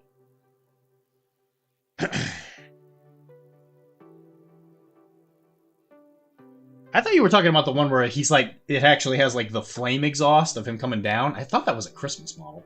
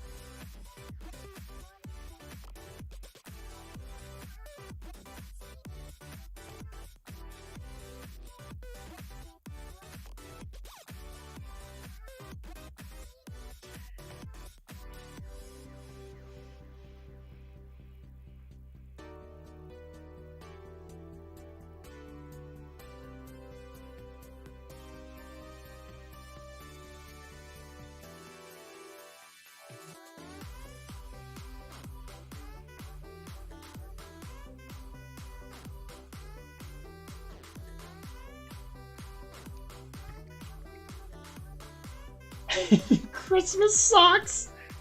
I didn't know that was a real thing. Oh, yeah, my hat today.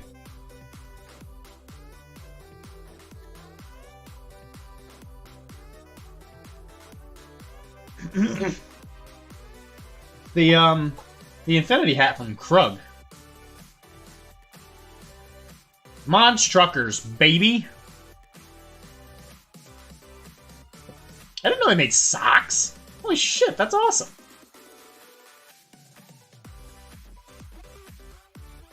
That must have happened when I wasn't playing. That's the first I've heard of that.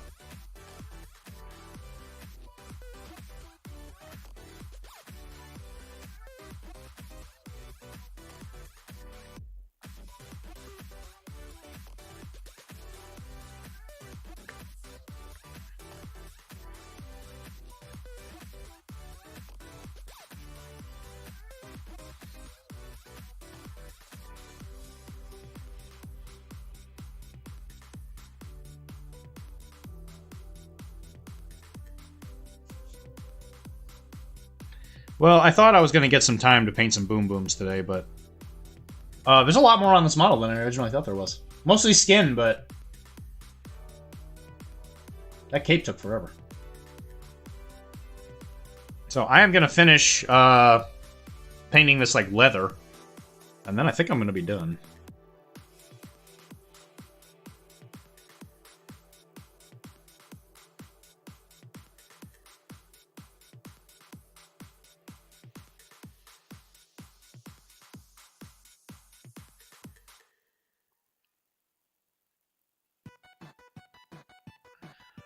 See, this is one of the reasons why I can't start new games, because the amount of time it takes me to finish a single model.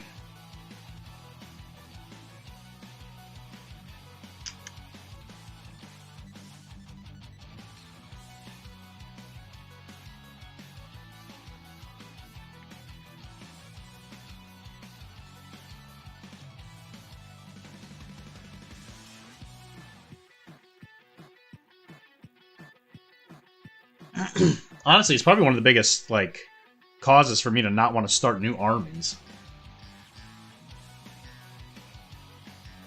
Because, like, it's like when I paint a model,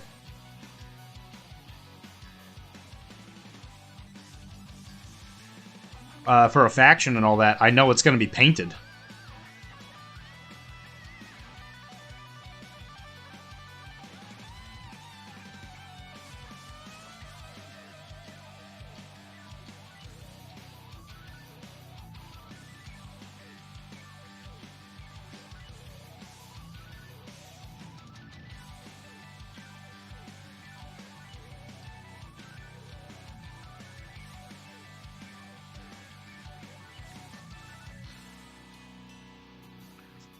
Biggest advantage of playing the same armies.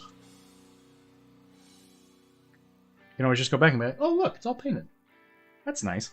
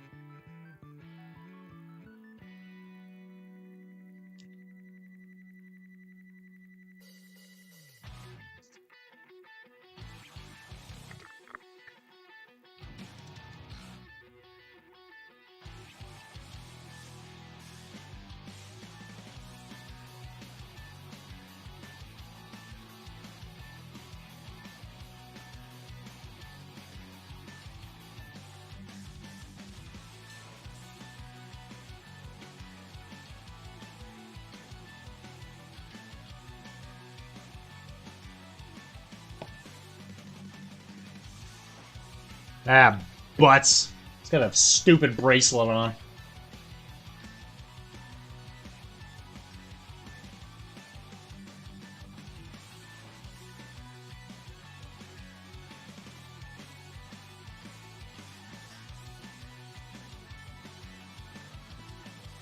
That's his friendship bracelet with King Golden Cap.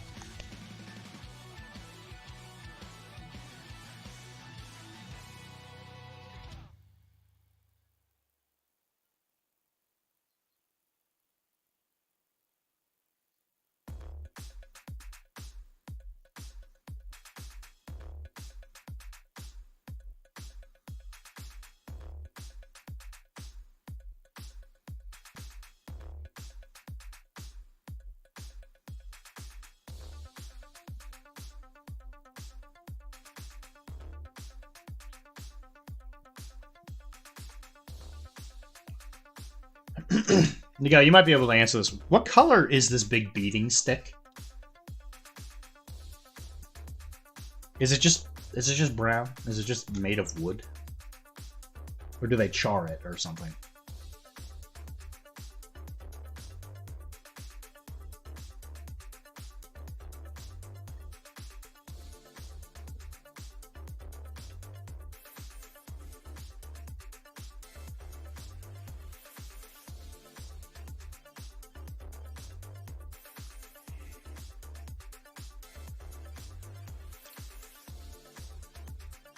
Blood speckled. I mean, we can put some blood on it.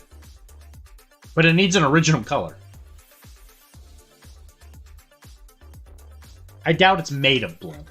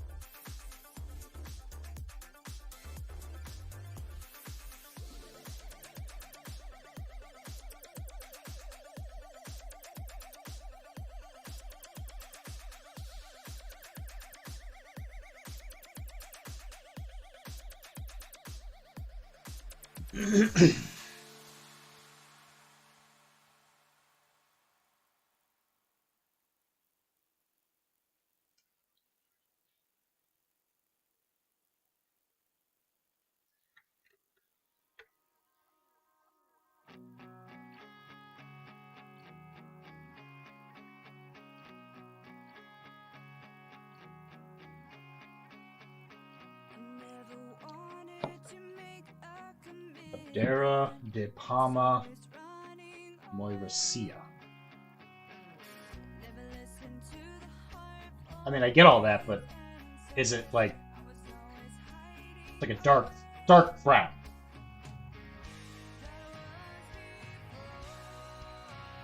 Yeah, it looks dark.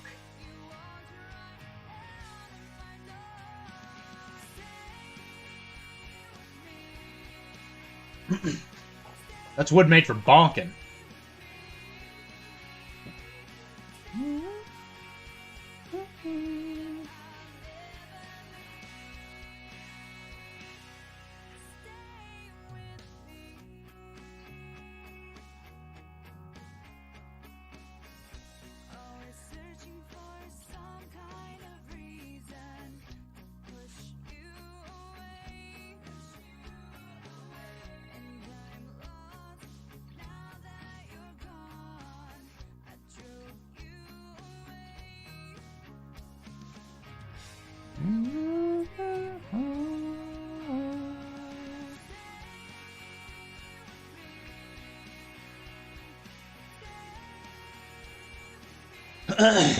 I'm pretty happy with that.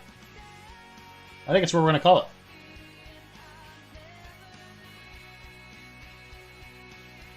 I think he's coming out pretty good. I'll do a jungle base for him.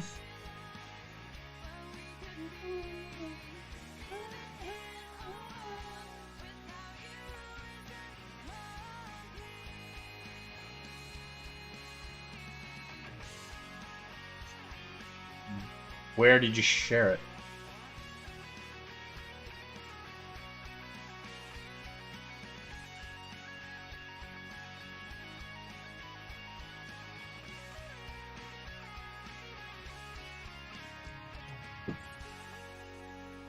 I mean, he's not done. I'm saying I'm done streaming.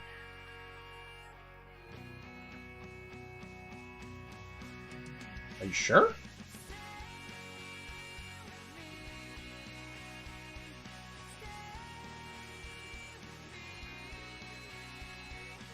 The last thing you sent me was the Yan Yan.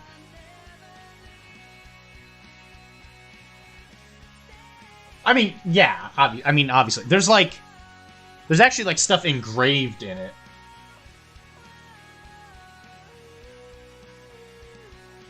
Focus, please. Focus, please. There, see? There's actually stuff engraved in it.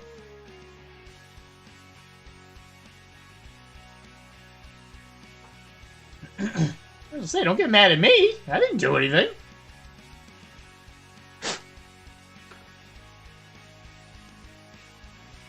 And it's also got a hand grip, which I should probably also do that in red, in all honesty. Which I think I will. I just gotta paint the bonk. I think I'll paint the bonk stick first. Oh, see, I got a oh, look, I got a message. Oh, that's nice. Okay, yeah, that's kind of what I was thinking. All right, so we'll do it in a dark black. It's kind of interesting, though, because this is supposed to be raised. But I guess what I could do is dark brown, and then where the raised stuff is, I will just make that like a lighter brown. And just make sure the raised parts of it are better, I guess.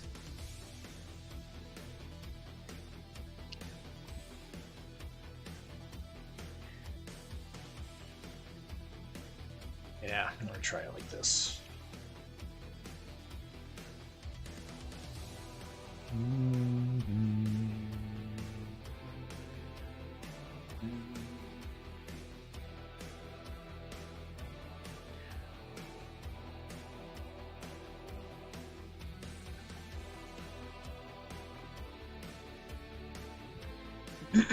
Nah, white would be too... that'd be too stark. That would look really weird. Yeah, I would do it like that. Kind of like this bony color. Just to be a, like, a worked-on piece of wood. And then, yeah, I'll raise the stuff around it. Or I'll paint all the stuff around it raised. Yeah, I can do that. I was gonna do it like in a metal, like maybe... I seem to whitewash it a bit and detail it.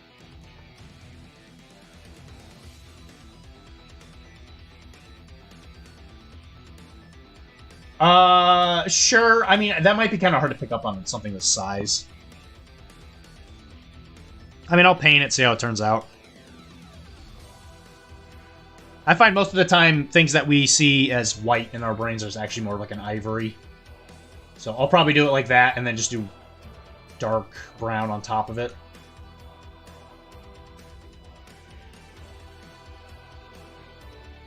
Listen, man, this thing's going on YouTube soon. Rufus could do it. I'm happy for him.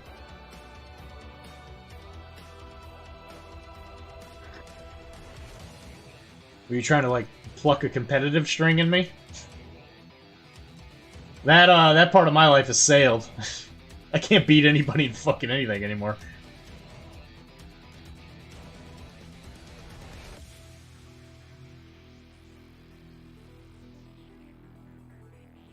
Listen, if I paint this and Joseph...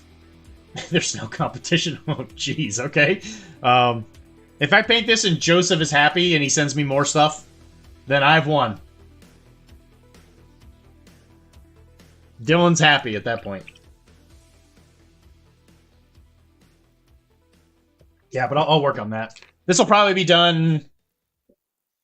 I know. That's why I like him so much. I'm also easy to please. You say that like it's a bad thing. Wait a minute. Now listen here, bud.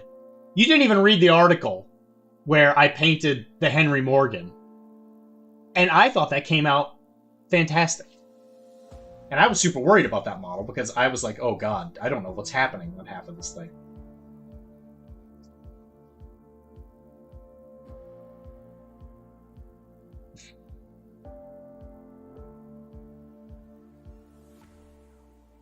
Are you trying to say, you know what? No, I'm not gonna get pulled into it. I'm not gonna do it. You're trying to tear me apart emotionally, and I can't let you do it. My life is hard enough. Here we go. Here we go.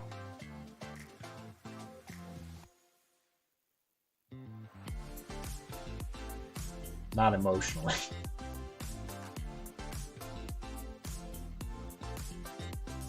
Professionally. I see.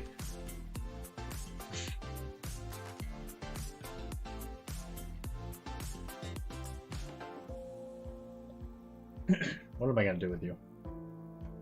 What am I gonna do with you, huh?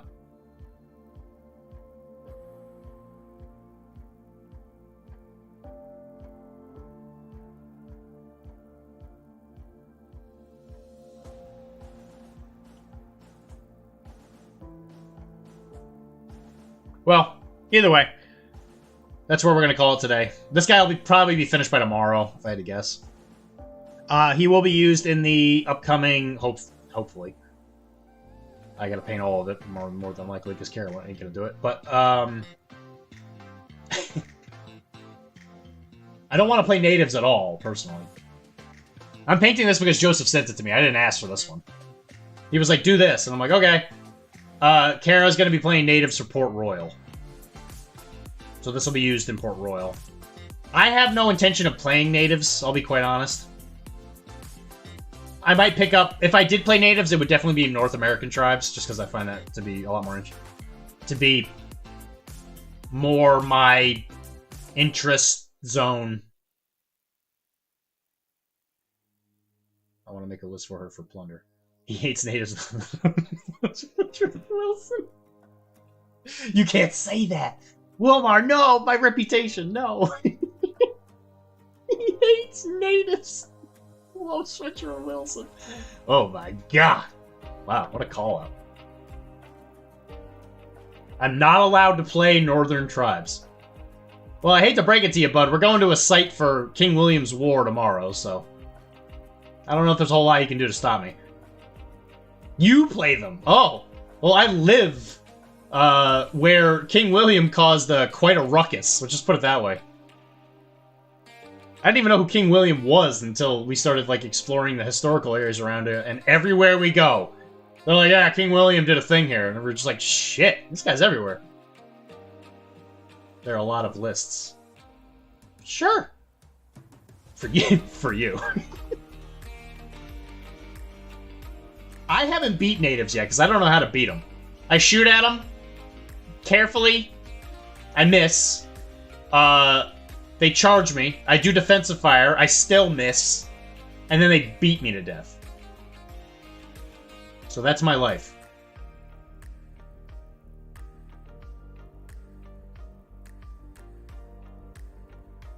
Yeah, there's not a whole lot of competition in that regard. It's like me and Rufus. There is no competition.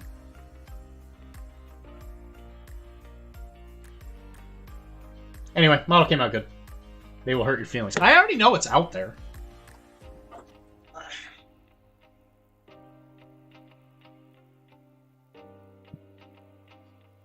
The lesson I learned is that English Buccaneers are bad on land. In fact, almost all of the English factions are bad on land, is if you're not playing army. Obviously, British Army's okay, because you get regulars. I thought I did. Nobody here is play... Well, so, Wilmar... I use the word plays natives, carefully, because he hasn't played yet. He has natives. He's going to play natives. The Kalinga K-hole. I've gone against South American tribes. Jeff from Defective Dice. That's good. I'm glad to hear it, man. I'm excited. I'm beyond excited to start playing.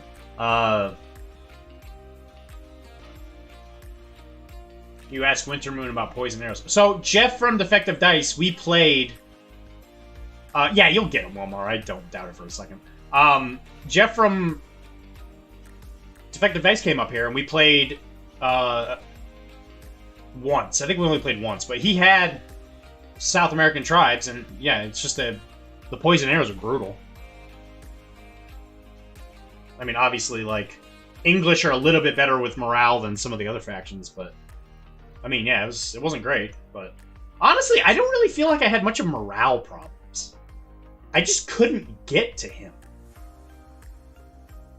Because, like, the way our game was set up was he had to, like, protect the merchant or whatever in the middle of the board. And then he just put all of his units into, like, one forest, and I couldn't get in. I would shoot, but they have elusive or whatever, so they, like, you know, they wouldn't get hit. Yeah, it wasn't great. And then, when I tried to get close, you know, I would roll some, like, god-awful roll, and all my guys would die. From arrows, of course. I want to hit South American tribes with disease blankets. Sheesh! Ouch. That's brutal. That's savage. You can't say that. You can't say that. Anyway, before I get in any more trouble, I gotta go to the bathroom. South American tribes are definitely something that people play a lot of, for a reason. I have hit 7 fatigue before, yes. Once. And it wasn't against natives. I don't think you quite understand how legendarily bad I am known for rolling. Like, you know, people are like, oh yeah, I roll bad. Like, I don't think you have any idea what's coming your way. I'm quite well known for it. Yeah, I did. Actually, the past couple games have been noticeably improved. Like, even against Kara, it's like... It feels fair. I don't know, it's wild. I've actually, for the past 3 or 4 games, I felt like everything's been pretty fair. Which is not something I'm used to. Because, like, even... Like, when I was playing Blood and Plunder against, like, Jeff, again with, the natives, when you're getting shot with arrows while you're in cover, and then you lose, like, 4 dudes to a volley of arrows, you're like, what the fuck? Like, I needed 3s. Or whatever. You need, like, 3 or 4s. And it's just like, okay, I just lost, like, 4 dudes, great, roll the morale, you're like, okay. Like, what do you do? Like, what can you do against that? I think a kid list is made for Resin Sleuths. We already talked about this. I think if there is a boarding kid list, I do think that ship is made for it. Because you can put 3 medium guns, so you can still be shooting, but it's also fast, and it's also heavily built. So, which helps, I think. I also needed a 3 with that rocket launcher. That's what I'm saying. That's exactly what I'm saying. And then I also failed 2 saves because it was on a 2-wound model. And you crit. It's just like, I've come to the conclusion where it's just like, I can't do anything about it.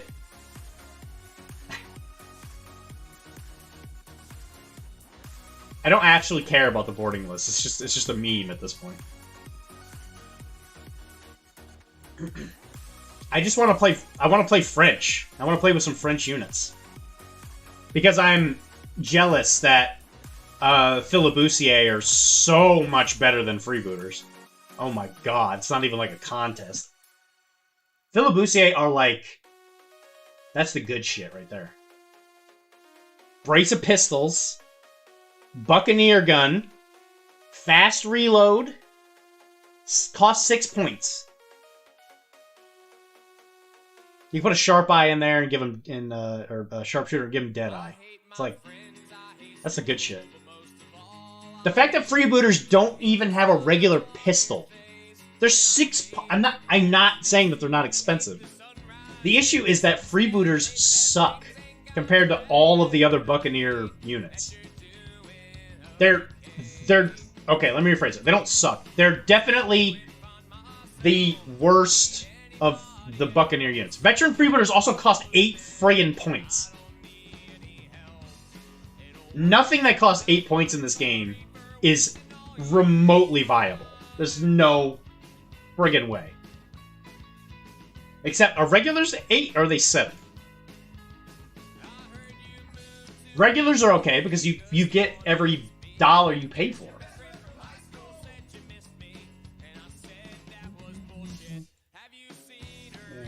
Regulars are 7. Veteran freebooters are 8 friggin' points. If you're gonna look me in the face and say like, oh yeah, they're good or whatever, you're insane. Veteran freebooters are way too expensive. That's not what I said. I have complained about 2 units. I'm not complaining about British. 18th century... I've already been on record for saying this. And I'm not going to get dragged into me being like, boo-hoo is me. 18th century English are insanely good.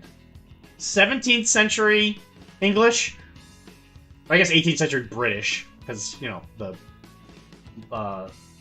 Law of Commons or whatever it was called is like 1706 or whatever. Anyway, that aside, 17th century English are not competitive compared to, in my opinion, any of the other 17th century stuff. The only reason English Buccaneers are good is because you could bring stuff that's not English. And you also get access to, like, insane characters that nobody else gets access to. So don't tell me that English Buccaneers are okay because of freebooters. You're out of your friggin' mind if you think that's why they're good. So that is not a viable argument. Because we're arguing about 2 different things. And you sure as shit are not being like, I'm gonna play English Buccaneers and I'm gonna bring veteran freebooters. Good night, Wilmar.